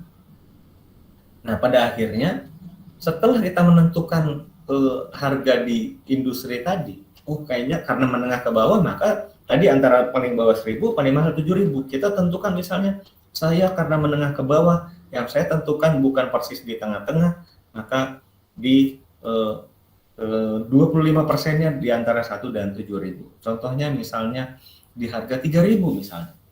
Saya menentukan harga jual saya adalah 3.000. Nah, setelah dia menentukan harga 3.000, kemudian menetapkan posisi. Dia lebih murah dari siapa? Walaupun harga saya 3.000, tapi kualitas saya setara dengan yang harganya 5.000 misalnya. Wah, ini kan jadi menarik. Ya. Di industri kopi saset Arabica antara 1.000 dan 7.000, harga kita Rp3.000, ternyata kualitas kita sama dengan yang harganya 5.000. Tentu ini akan menjadi pilihan menarik buat konsumen. Ya. Kemudian kita melihat dipilih yang keempat, kita berlanjut ke nomor 4, adalah tetapkan nilai tambah dan faktor kali. Tadi dengan 3.000 tadi sebenarnya itu lebih mendekat ke unik atau komoditi sih, atau sebagai komoditas, sesuatu hal yang unik atau unik, dia lebih cenderung ke nilai tambah tinggi, dan NT itu nilai tambah, FK rendah itu faktor kali ya. Faktor kali artinya kalau nilai tambahnya tinggi, cenderungnya faktor kalinya rendah. Karena kenapa? Dia unik. Saya adalah kopi Arabica saset yang didapatkan dari kayak ada Kak Jana gitu ya, alumni batch pertama dan kedua. Ada kopi Toratima misalnya. Kopi Toratima ini ternyata ini hal yang baru, harganya masih murah, tetapi nilai tambahnya tinggi. Kenapa? Karena dia dikunyah oleh hewan kuskus atau apa, lupa saya namanya. Dia dikunyah saja, tidak seperti luwak ya, ditelan kemudian diekspresikan, enggak. Ya, kopi Toratima ini hanya dikunyah oleh kuskus karena yang dimakan adalah kulit kopinya. ya, yang paling matang, yang paling segar itu yang dipilih, sehingga kopi itulah yang dipilih oleh si hewan ini, sehingga kualitas kopinya jadi sangat enak sekali. Nah, ini menjadi unik karena nilai tambahnya tinggi, kemungkinan faktor kalinya rendah. Kenapa? Kita harus edukasi dulu, karena kita harus membuat packaging yang bagus, spesial. Kita jual kepada orang yang menengah ke atas, yang lebih melihat mereka mencari sesuatu hal yang baru, bukan yang itu-itu saja. Nah, itulah yang disebut sebagai keunikan. Itu sesuatu hal yang unik, sesuatu hal yang unik. Dibanding sesuatu hal yang komoditi, pokoknya nilai tambahnya rendah, yang penting jualan. Harganya murah, sehingga faktor kalinya yang lebih dikejar di situ. Yang penting setelah 1 dan 4 ini kita mendapatkan, baru ke harga nomor 5. Ternyata, ambil contoh soal tadi kopi tadi yang Rp3.000 tadi, harga pokok penjualan ya, bukan harga pokok produksi loh. Perhatikan, harga pokok penjualan adalah sudah mengandung harga pokok produksi ditambah dengan operasional, overhead, biaya-biaya tetap dan lain-lain harus terkandung di dalam harga pokok penjualan.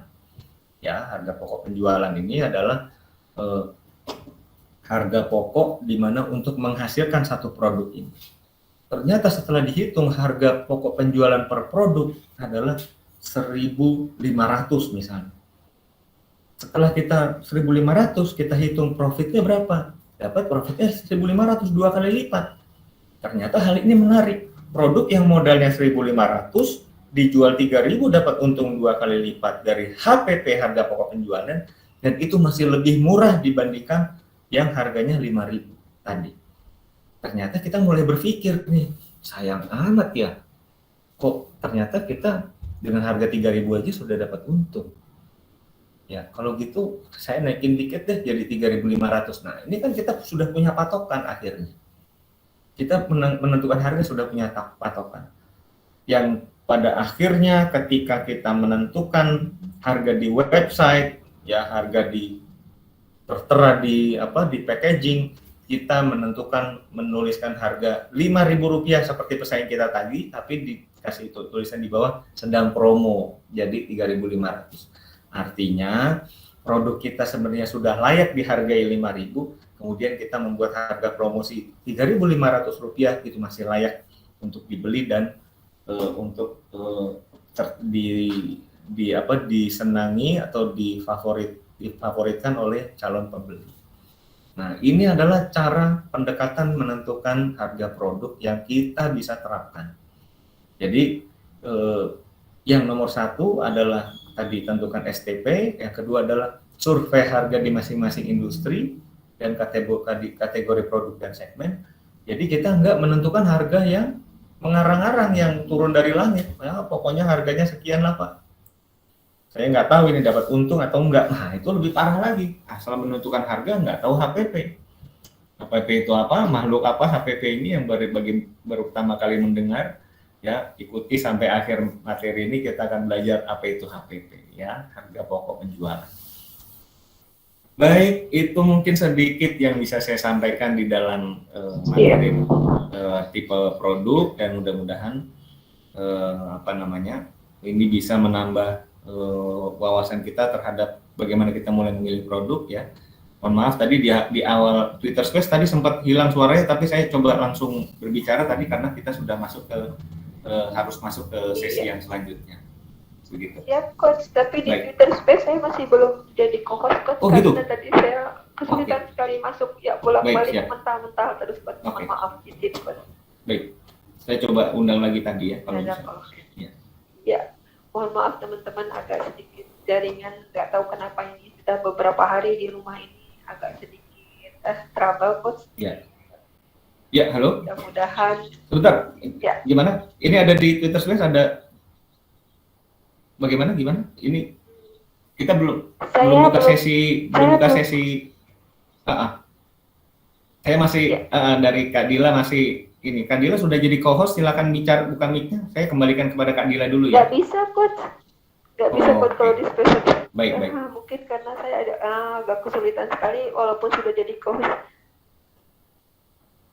Oke, saya tidak bisa merelay suara dari Google Meet ke Twitter Space karena saya speakernya pakai ini Kadila, pakai headset. Jadi saya nggak bisa Ya, merelay. mohon maaf mungkin Iya, di Twitter saya juga nggak tahu ini kenapa nggak bisa.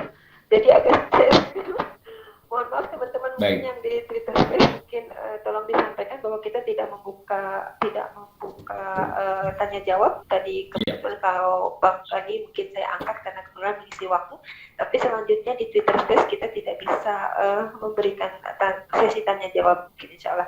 Baik teman-teman yang di Google Meet yang mendengarkan suara saya, mohon maaf teman-teman yang di Twitter Space saya udah pulang balik. Mungkin saya sekarang keluar lagi dulu sementara quotes dari Twitter Space, nanti saya masuk kembali. baik. Mohon maaf nggak tahu kenapa ini jaringan saya masuk dengan akun yang lain, mudah-mudahan jauh lebih stabil insyaallah.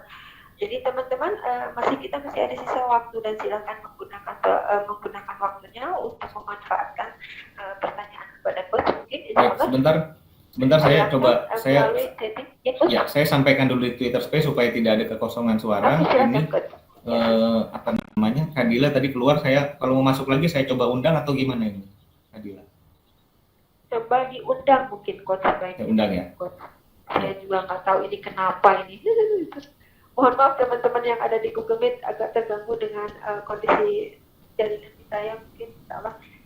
Nggak tahu kenapa. Mudah-mudahan besok-besok lebih baik lagi. Mohon maaf pakai batin. Baik teman-teman semua sambil menunggu mungkin yang di Google Meet kita dahulukan mungkin insya Allah. Ada pertanyaan nanti silahkan diberikan kepada saya kepada di sini ada di chat mungkin kok sudah di share ke sebentar mas. Ini Kadila, beberapa DM juga ada masuk. Oke, Kadila mungkin mau masuk di Twitter Space mau pakai akun yang lain lagi atau gimana? Masih pakai Adila kalau mau coba untuk diundang coach. Oke, saya sudah invite di DM ya. Jazakallah khair. Ya. Mohon maaf, baik. Tapi ini saya baru cek DM juga ada beberapa teman-teman yang keluar masuk katanya mungkin memang kurang ini. Baik.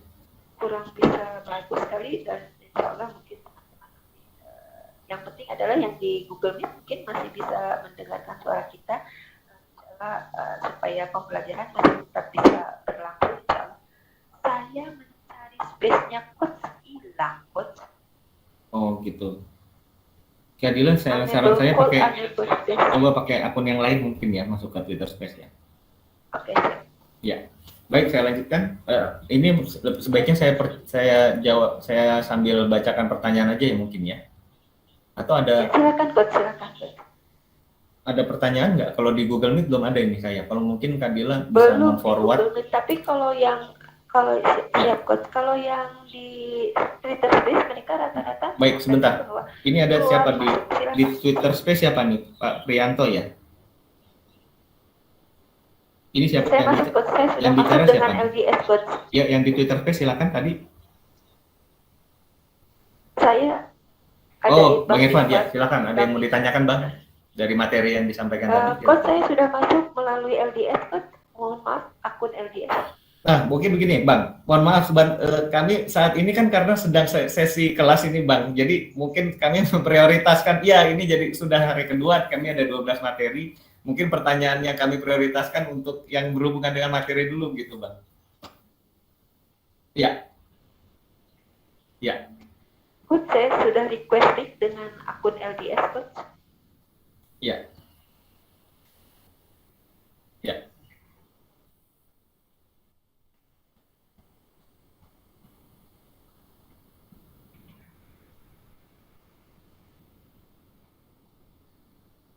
Betul.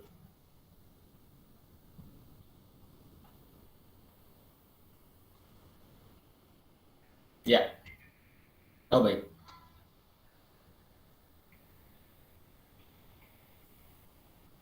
Collecting itu maksudnya gimana, Pak?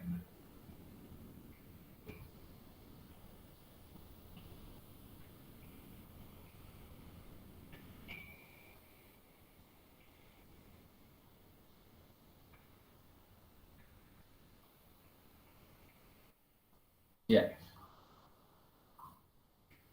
Betul.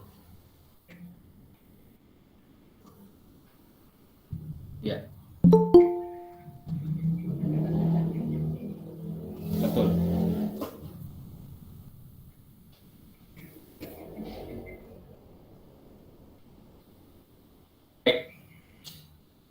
Ya kalau ya betul. Jadi begini, ya itu menjawab bagaimana menjawab ketika kita sudah ada produk, bagaimana cara menjualnya sebenarnya itu bisa dijawab oleh materi yang saya sampaikan kemarin. Ya artinya orang sudah ada produk, terus bagaimana cara menjualnya. Ya jadi sesuai dengan materi ini adalah kelanjutan materi dari kemarin bahwa ketika kita sudah punya produk dan kemudian kita berusaha untuk menjualnya, maka ada beberapa cara. Pertama, apakah itu kita melakukan edukasi, kemudian kita melakukan promosi, kita melakukan penetrasi, ya, atau demo atau testimoni dan yang lainnya. Tentu ini berkaitan dengan dalam hal periklanan dan lain-lain, dan itu tentu ada materi tersendiri. Dan sekali lagi karena pada akhirnya yang memutuskan membeli atau tidak itu adalah konsumen sendiri. Ini adalah memang adalah kenyataan yang harus kita sama-sama sadari semuanya, bahwa ada ini. Saya akan bicara apa adanya dan saya akan bicara seringkali orang mendengar materi saya ini, Pak, materinya kok pahit ya Pak. Saya bilang saya bicara kenyataan. Ya. Ketika produk kita tidak laku, apa solusinya? Yang pertama tadi, promosi, periklanan, edukasi, demo atau demonstrasi produk, testimoni, dan lain-lain. Ketika sudah melaksanakan itu semua nggak laku juga, ganti produknya. Mohon maaf, saya bilang. Berarti produk Anda tidak laku di masyarakat, jangan memaksakan, Pak, saya fokus, Pak, produk saya. Sefokus-fokusnya kita, konsumen kita tidak bisa memaksa konsumen untuk membeli. Jadi ini adalah hal yang pahit yang saya harus sampaikan kepada teman-teman semua. Jadi definisi fokus adalah mendapatkan omset revenue. Fokus adalah mendapatkan profit. Fokus adalah mendapatkan pemasukan yang konsisten. Itu definisi fokus. Definisi fokus bukan produk, ya. Definisi fokus bukan produk. Definisi fokus adalah penjualan. Definisi fokus adalah terjadinya transaksi. Ya, teman-teman UMKM ingat, fokus teman-teman adalah menciptakan transaksi, mendatangkan uang, bukan fokus produk. Produk kalau terpaksa harus diganti, ganti. Bisnis kalau harus diganti, ganti. Tetapi kalau kita punya kemampuan lebih, modal yang tidak terbatas, Pak, saya mau fokus, Pak. Saya mau bangun lagi dari nol. Gagal, hancur, bangun lagi, coba lagi. Gagal, hancur, coba lagi. Mungkin teman-teman punya model yang tidak terbatas. Itu saya persilahkan pasti. Tetapi ketika sudah berkali-kali produk yang itu saja dijual tidak laku, ganti. Itu saran yang pahit, tapi saya yakin pahit ini, ya, kalau obat kan pahit gitu ya. Itu akan menjadi solusi bagi teman-teman semuanya. Inilah hal yang sering saya sampaikan di dalam seminar-seminar, di dalam, ya, istilahnya memang ada dua mazhab ya di dalam entrepreneurship ini. Itu yang harus kita ketahui bersama-sama. Kenyataannya adalah seperti itu.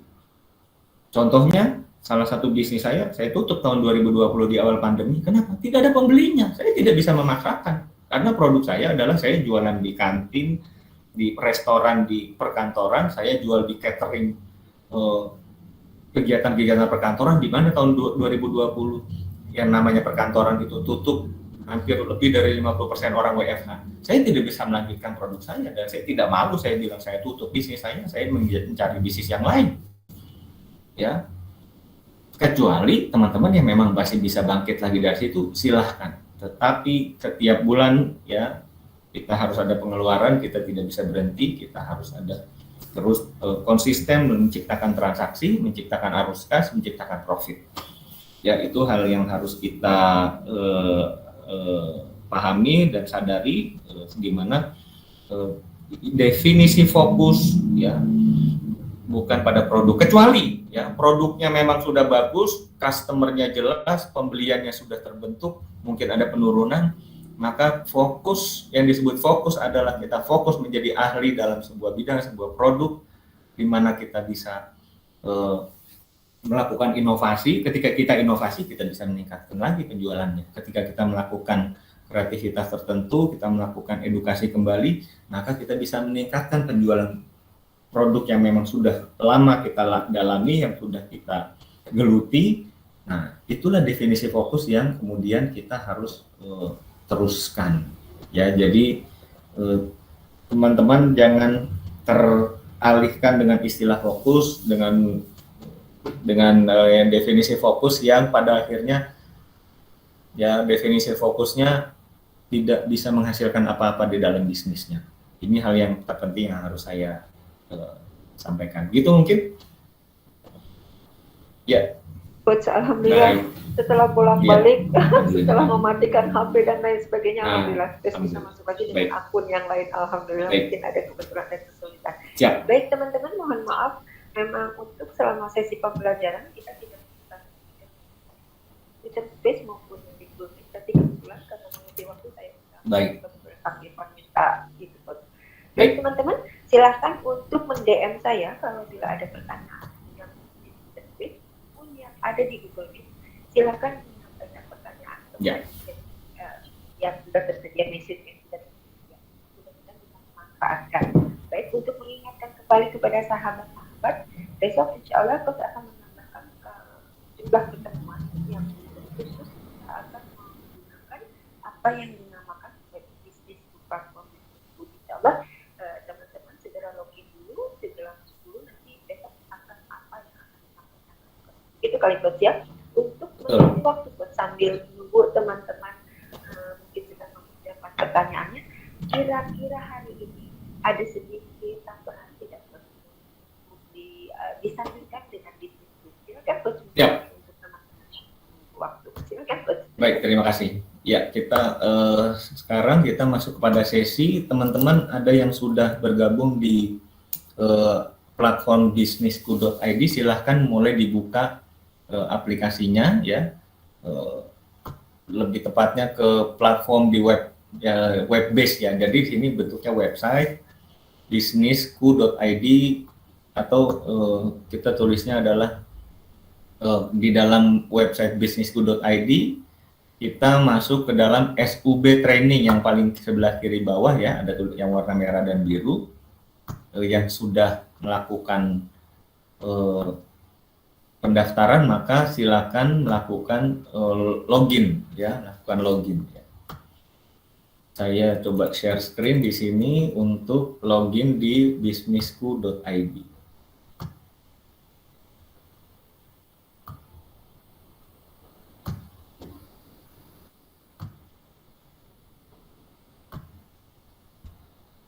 Ya, saya sudah login di bisnisku.id. Silakan teman-teman melihat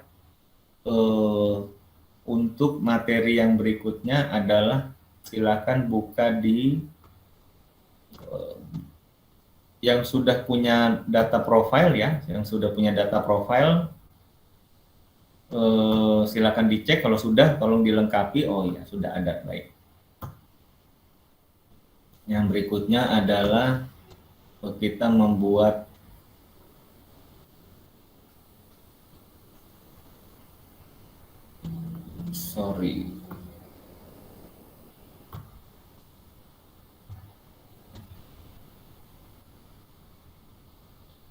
produkku ya, di produkku. Oke, di produkku yaitu kita mulai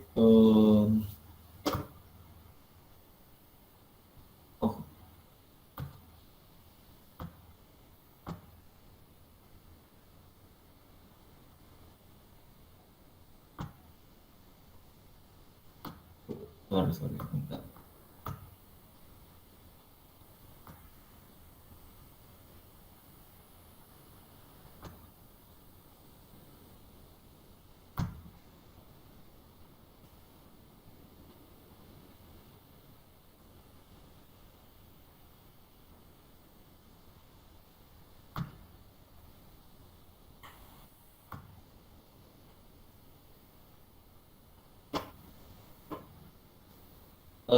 Di sini ada Bang Sabto boleh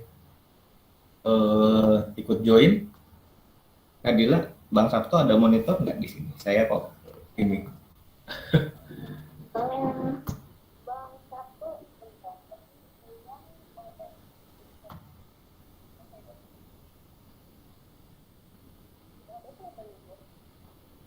Bagaimana? Iya, Coach. Iya. Iya.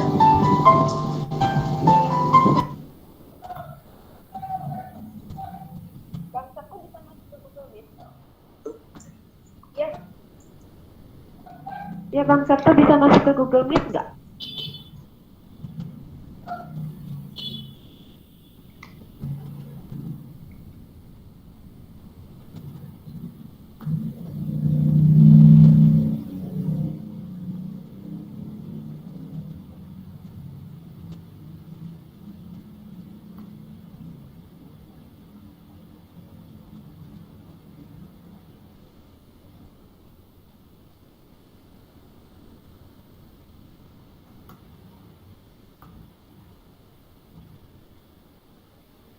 Minta log out terus masuk lagi katanya Coach. Oke. Baik, saya sudah login. Oke, ya. Baik. Oke, ini silakan teman-teman perhatikan di apa namanya, di halaman di Google Meet. Ini mohon maaf ya teman-teman untuk yang di Twitter Space, mungkin bagi yang sudah login di sub.businessku.id, sub.business-ku.id, ya, bisnis strip ya, strip minus itu business-ku.id. Yang belum bergabung silakan bergabung di websitenya dulu, silakan melakukan registrasi, melakukan apa namanya, registrasi akunnya supaya bisa mengakses platform pembelajaran di businessku.id. Nah, sekarang hari ini adalah kita membahas tentang memilih pembeli. Kalau hari pertama memilih pembeli, maka hari kedua di step kedua yaitu memilih produk ya. Nah, kita klik selanjutnya. Nah, ini dia memilih produk.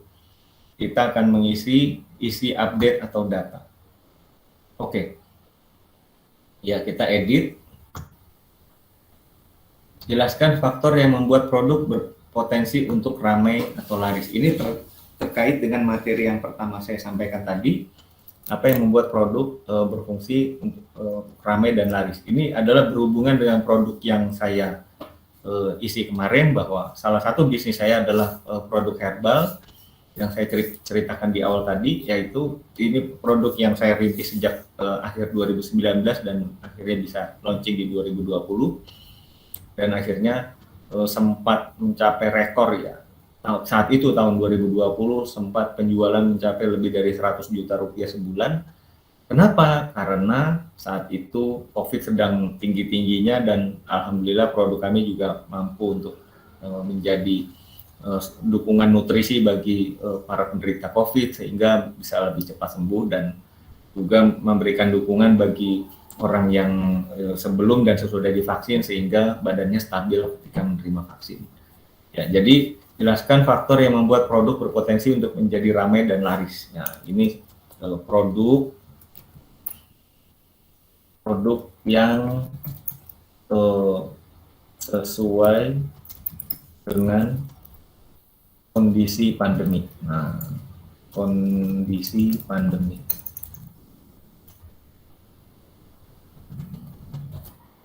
Oke, jelaskan faktor yang membuat produk menjadi menguntungkan.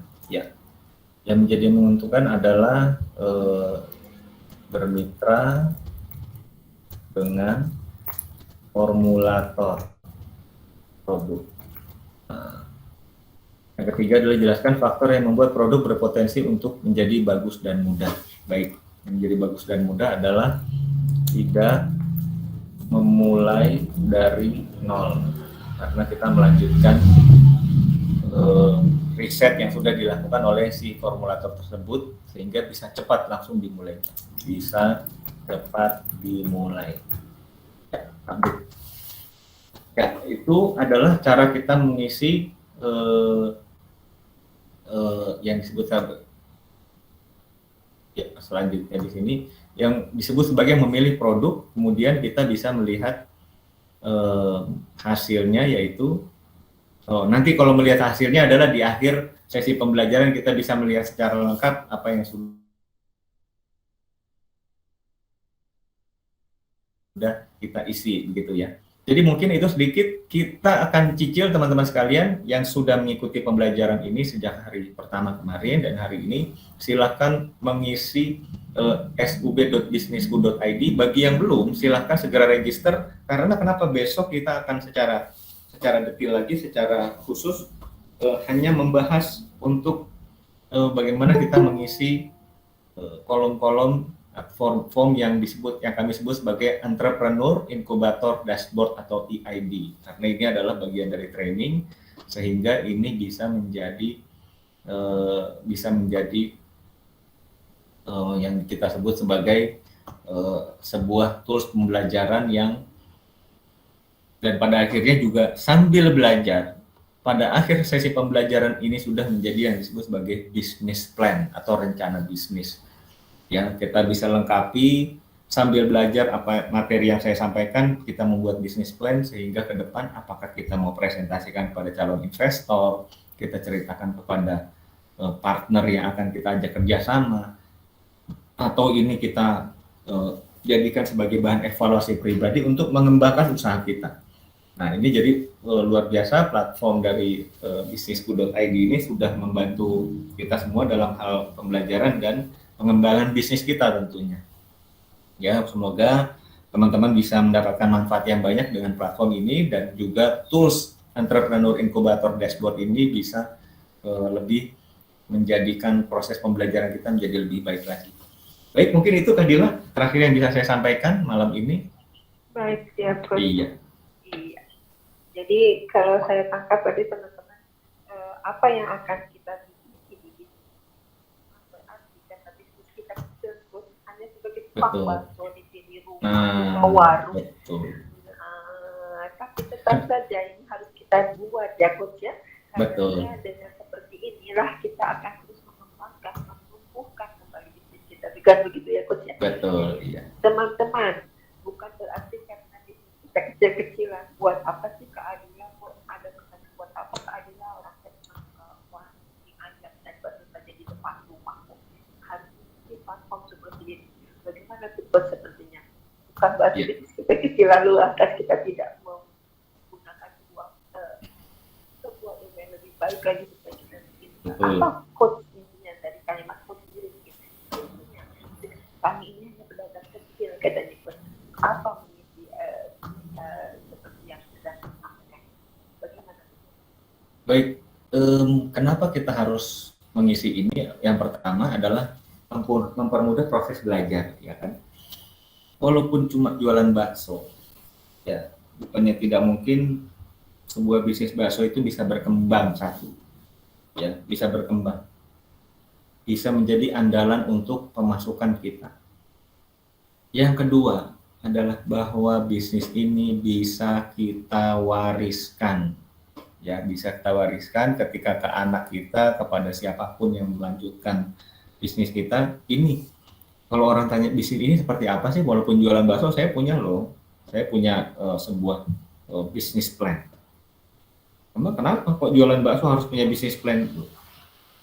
Yang franchise nasional itu di Indonesia franchise ya, waralaba, ini bisa diwaralabakan. Ya, bisnis apapun, hampir semua bisnis bisa diwaralabakan. Artinya kita mengembangkan bisnis dengan menggait mitra. Banyak orang yang mereka juga mau menjadi mitra kita, mereka mau menjadi turut berinvestasi, turut berbisnis seperti yang kita lakukan. Itulah waralaba, itulah franchise, itulah yang disebut sebagai licensing, itulah yang disebut sebagai business opportunity. Ya, itu business opportunity tersebut yang bisa kita kembangkan, di mana usaha kita ini ternyata bisa kita kembangkan menjadi lebih besar. Jangankan warung bakso, ada laundry ya, laundry yang sebuah ruangan laundry di pinggir jalan kadang-kadang cuma 2x2 meter. 2x2 meter itu desain apa kan? Tetapi ternyata itu sebuah franchise, sebuah cabang bisnis di mana seseorang yang mengambil franchise itu dia bisa konsisten mendapatkan penghasilan 5 juta sampai 10 juta sebulan hanya dengan 2x2 meter. Apalagi warung bakso yang dia mungkin 5x5 meter, mungkin 10x10 meter misalnya. Nah itu bukan hal yang kita bisa remehkan karena bisnis apapun kita bisa kembangkan. Yang penting kita niat bahwa usaha yang kita kembangkan ini kita bisa kembangkan, kita kemudian mau kita wariskan, kita teruskan pada orang lain, kita mau presentasikan pada investor, kita presentasikan pada calon partner. Ketika ada peluang itu, maka ya ketika peluang itu datang dan kita belum bikin bisnis plan, jangan menyesali, aduh coba dulu saya bikin ya, kan jadi pekerjaannya lebih ringan. Ya, mumpung sambil belajar, paling tidak di akhir masa pembelajaran ada hasilnya yang dalam bentuk tertulis, bukan hanya ujian pre-test dan post-test, tapi dia juga menghasilkan bisnis plan di akhir masa pembelajaran ya. Teman-teman sekalian di dalam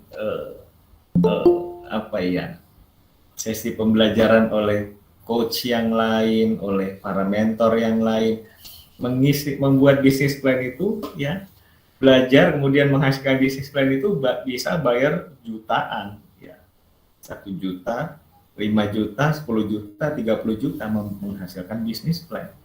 Tetapi di sini gratis, ya mumpung gratis dimanfaatkan secara maksimal. Di akhir masa pembelajaran ini, teman-teman bisa punya yang disebut sebagai bisnis plan, walaupun masih belum rapi sebagai sebuah bisnis plan yang ideal.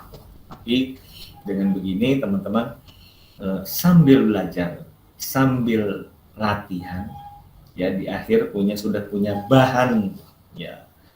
Udah bahan yang bisa jadi ya bisnis plan secara utuh juga bisa dipakai gitu. Baik ya, jadi tukang rotinya sudah datang, sudah waktunya kita. Tukang roti sudah menjadi alarm. Ya, jadi ya alhamdulillah kita sudah mencapai akhir masa pembelajaran masa malam ini ya, untuk materi malam ini. Saya pikir itu cukup. Oh iya, ini ada pertanyaan nih di dalam. Ada satu pertanyaan nih, ya, kelihatannya dari teman-teman. Baik, mungkin silakan. Saya bacakan supaya yang digital bisa mendengar pertanyaannya. Silakan ya, coba. Dari maaf coach, saya sudah beberapa kali melakukan berbagai jenis usaha, tapi masih tetap gagal. Sekarang saya mau memulai lagi, coba grosir pakaian di sebuah kabupaten. Kira-kira langkah apa saja yang harus saya lakukan untuk memulai usaha ini ke depan? Kalian kalau ada referensi grosir untuk saya dan harga terjangkau, silakan. Wah, luar biasa menarik ya. Saya ucapkan selamat untuk semangatnya untuk bangkit kembali, luar biasa ya. Itu tidak mudah untuk bangkit kembali, tetapi ya kita tidak punya pilihan selain bangkit kembali kan. Paling tidak itu, kita tidak punya pilihan selain bangkit kembali. Jadi sudah langkah yang tepat, apakah itu kembali dengan penuh semangat atau penuh dengan keterpaksaan, itu tidak masalah ya, itu tidak masalah dan tentu kita harus ambil keputusan itu. Baik, itu yang pertama. Yang kedua adalah saya mau memulai lagi grosir pakaian di sebuah kabupaten. Kira-kira langkah apa saja yang dilakukan? Oke, baik. Ini sebuah pertanyaan yang bagus sekali. Seperti yang saya sebutkan tadi, saya coba share screen lagi sedikit ya. Saya share screen lagi. Bentar. Materi ini saya ulang-ulang supaya melekat ya, supaya melekat kepada teman-teman semua, supaya hafal ya. Dan yang dihafalkan itu bukan hal yang menjelimet, bukan rumus-rumus fisika, bukan rumus matematika, tetapi ada hal yang sederhana, yang logis, yang teman-teman bisa hafalkan semuanya. Baik, Ada dua pendekatan di dalam memulai bisnis. Apakah itu memulai dari pembeli dulu atau dari produk dulu? Ini dua pondasi yang paling mendasar. Ya, kita bisa memulai dari pembeli atau kita bisa mulai dari produk. Kalau kita mulai dari produk, maka kita harus kembali ke pondasi yang lebih bawah, yaitu tentang pembeli. Jadi ini jawaban buat pertanyaan tadi dari akun ceramah agama. Ya, jadi yang langkah apa yang harus dilakukan untuk memulai? Ya, yang pertama, pastikan kita punya calon pembeli. Ya, kita punya calon pembeli dulu. Bahkan modal nanti, calon pembeli dulu. Ketika kita sudah punya, Pak, saya punya data calon pembeli saya ada 20, karena kita grosir. Ya, karena kita grosir, kemungkinan yang pembeli kita adalah bisnis juga. Maka yang harus kita cari adalah 20 calon reseller, katakanlah reseller atau toko atau apapun. Minimal cari 20 dulu. Yang kita lakukan adalah yang disebut sebagai sourcing, ya bahasa Inggrisnya sourcing, mencari source, mencari sumber. Ya, mencari sumber. Selain sumber penjual dan sumber yang berikutnya adalah mencari pembeli. Tadi sourcing mencari penjual dengan harga yang paling murah, referensi grosir terpercaya dengan harga terjangkau. Yang berikutnya adalah calon pembeli kita itu siapa. Jadi kita harus disibukkan dengan siapa yang akan membeli produk kita. Caranya bagaimana? Ada banyak cara. Apakah kita silaturahmi secara langsung, kita menghubungi kontak yang lama, kita hubungi satu-satu, assalamualaikum, apa kabar, sehat, semoga selalu sehat dalam keberkahan dan seterusnya. Kita buka kontak kembali, buka komunikasi kembali, harus ngomong, harus ngobrol, harus buka hubungan kembali. Itu yang pertama. Yang kedua, juga bisa secara online. Kita mulai melek teknologi online. Sekarang yang terbesar ternyata di Indonesia yang masih terbesar, terluas dalam hal media sosial adalah grup Facebook. Facebook, WhatsApp, Instagram. Ini 3 pilar untuk produk-produk konsumen. Facebook, WhatsApp, Instagram. Ini satu grup, satu perusahaan namanya Meta. Ya, dulu namanya Facebook. Nama perusahaan besarnya. Sekarang Facebook menjadi nama anak perusahaan. Nama perusahaan holdingnya adalah Meta. Ya, dari Mark Zuckerberg. Nah, jadi kita harus melek digital marketing. Ya, ini adalah juga salah satu akan rencana produk yang akan kami luncurkan ke teman-teman sekalian ya. Ini saya kasih bocoran sedikit ya, salah satu produk yang akan kami juga dalam SUB ya, Startup Biz, ini kita punya produk juga. Kami para pengusaha ini bukan hanya sekadar sekolah. Startup Biz Class ini bukan hanya sekadar sekolah, tetapi juga lembaga bisnis. Bisnis bukan cuma hanya sekadar materi yang diajarkan, apalagi secara gratis, tetapi kami juga adalah para pebisnis, kami juga melakukan bisnis, kami melakukan transaksi, kami ada produk. Ya, produknya juga ada Entrepreneur Incubator Dashboard. Nah, produk yang berikutnya adalah marketing digital. Ya, salah satu mitra kita yang menjadi mitra digital marketing digital adalah Iconet, ya, internetnya PLN. Nah, itu menjadi produk kami. Oke, kembali kepada digital, bahwa teman-teman yang akan bangkit kembali setelah punya produk, maka wajib, ya, sekarang wajib belajar digital marketing, hukumnya sudah wajib. Suka atau tidak suka, belajar.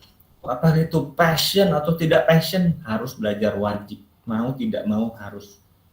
Ya, karena kita hidup di mana? Di gadget. Kita saat ini bertemu dengan saya dengan platform yang namanya platform digital. Ya, menjadi sebuah kenyataan seperti ini, ya, karena digital. Sehingga kemampuan yang harus kita asah, ilmu alat yang harus kita asah terus-menerus adalah kemampuan digital. Ya, jangan-jangan kita ke depan juga akan interaksi di dunia offline itu semakin berkurang. Interaksinya, tetapi kapasitasnya meningkat berlipat-lipat. Saya walaupun di rumah saya sekarang tidak berkantor di seperti halnya tahun 2019, saya punya kantor di Jalan Sudirman ya. Setelah pandemi itu kami pas semuanya tentu saja nggak, walaupun kita punya kantor nggak boleh dimasuki. Sampai akhirnya keterusan sampai sekarang seluruh tim saya semuanya bekerja di rumah. Walhasil apa? Walhasil pekerjaannya jauh lebih banyak daripada kita berkantor di dalam gedung fisik, dan hasilnya lebih besar, cost-nya lebih rendah, dan dengan begitu dengan segala digital ini, dengan segala dukungan digital ini, kita bisa menghasilkan yang lebih banyak, ya, nilai tambahnya lebih besar, profitnya lebih besar. Nah, itulah yang kita inginkan dalam sebuah bisnis, ya, teman-teman sekalian, bersiap-siaplah bertransformasi digital. Ya, jadi semuanya terutama yang baru bangkit jangan terburu-buru walaupun jualan grosir, jangan terburu-buru buka toko, yang penting punya gudang. Ya, gudang itu tidak perlu tampilan muka, tidak perlu rapi tampilan muka. Oke, walaupun itu gudang ada rak yang rapi, kita bisa terima tamu, ya. Tapi prioritasnya bukan sewa gudang, bukan sewa toko yang biayanya lebih mahal, kita bisa sewa gudang yang biayanya lebih murah, sehingga kita bisa menghemat budget jauh lebih besar. Ya, di zaman sekarang di mana cash flow sangat berharga, itu kita harus menghemat biaya, menghemat pengeluaran, menghemat investasi sehingga kita bisa lebih efektif menggunakan investasi. Ya, sekali lagi investasi segitunya, ya, gunakanlah secara efektif dan efisien mungkin, efektif mungkin, seberhasil mungkin. Ya, jadi itu yang saya sampaikan kepada teman-teman yang bangkit kembali, ya, perkuatlah kemampuan dan investasi di bidang digital marketing, karena ini adalah produk yang berikutnya akan kami luncurkan di Startup Biz, ya adalah produk-produk marketing digital. Baik, itu mungkin terakhir, tidak terasa sudah jam 10, ya. Ya, semoga teman-teman bisa mendapatkan manfaat. Kurang lebihnya mohon maaf, saya kembalikan kepada Kak Dila. Masya Allah, nggak terasa ya Coach, sudah 2 jam ya. Kita berbincang-bincang, Masya Allah, ilmunya ya. semakin kuat saja Coach. Dan satu yang saya garis bawahi malah Coach, bahwa ya, ketika Coach menyampaikan menjadi warisan, jadi warisan sekarang adalah jejak digital ya Coach. Jejak digital kita itu adalah menjadi warisan buat anak-anak kita. Jadi teman-teman yang ada di Twitter Space, hati-hati nge-tweet, karena nanti anak-anak kita bisa melihat Twitter kita. Hati-hati karena menjadi warisan jejak digital itu sendiri. Terima kasih atas waktunya Coach, terima kasih atas ilmunya. Mudah-mudahan teman-teman semua, baik yang menjadi peserta dari Breakfast Startup sendiri ataupun teman-teman yang setia mendengar, mendapatkan keberkahan, mendapatkan kebermanfaatan dari yang sudah disampaikan oleh Coach itu tadi.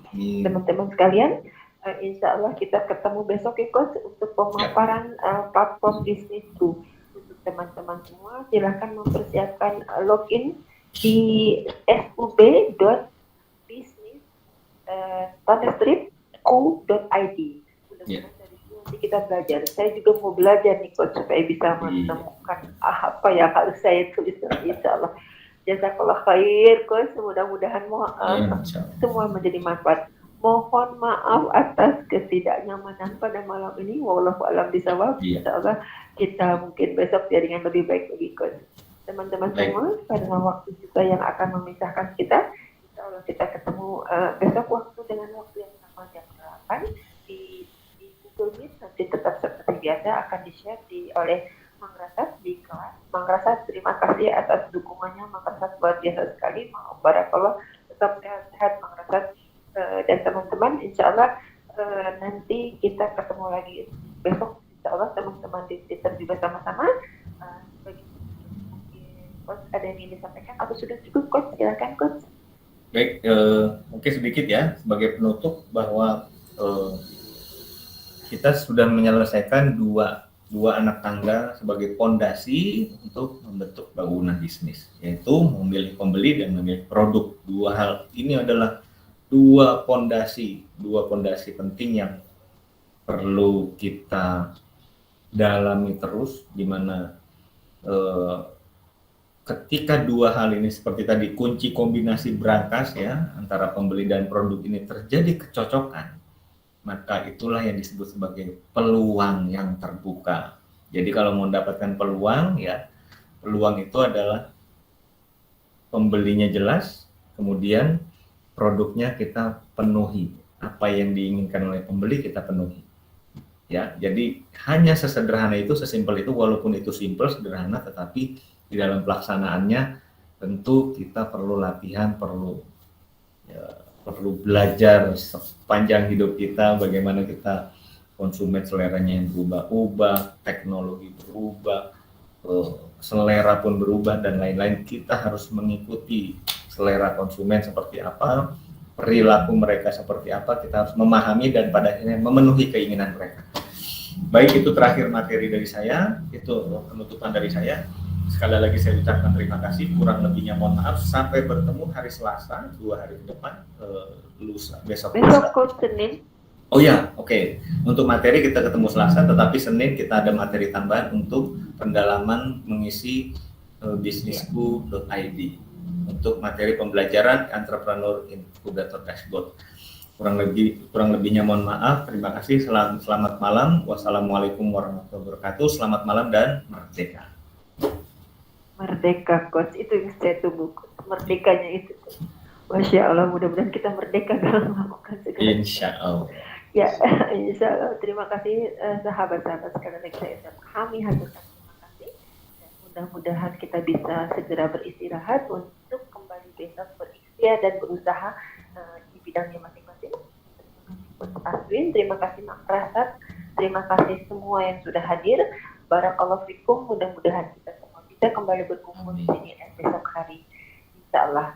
Baiklah sahabat-sahabat semua, untuk menutup pertemuan kita hari ini, mari kita sama-sama membacakan surat Al-Asr.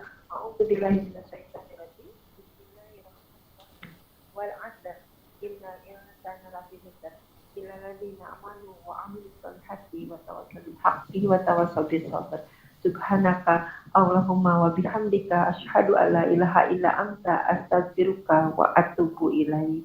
Mohon maaf lahir dan batin, segala kesalahan ada di kami. Mudah-mudahan kita besok bisa lebih lancar lagi. Selamat beristirahat dan selamat terus berusaha dan menggali ilmu. Assalamualaikum warahmatullahi wabarakatuh. Waalaikumsalam warahmatullahi wabarakatuh.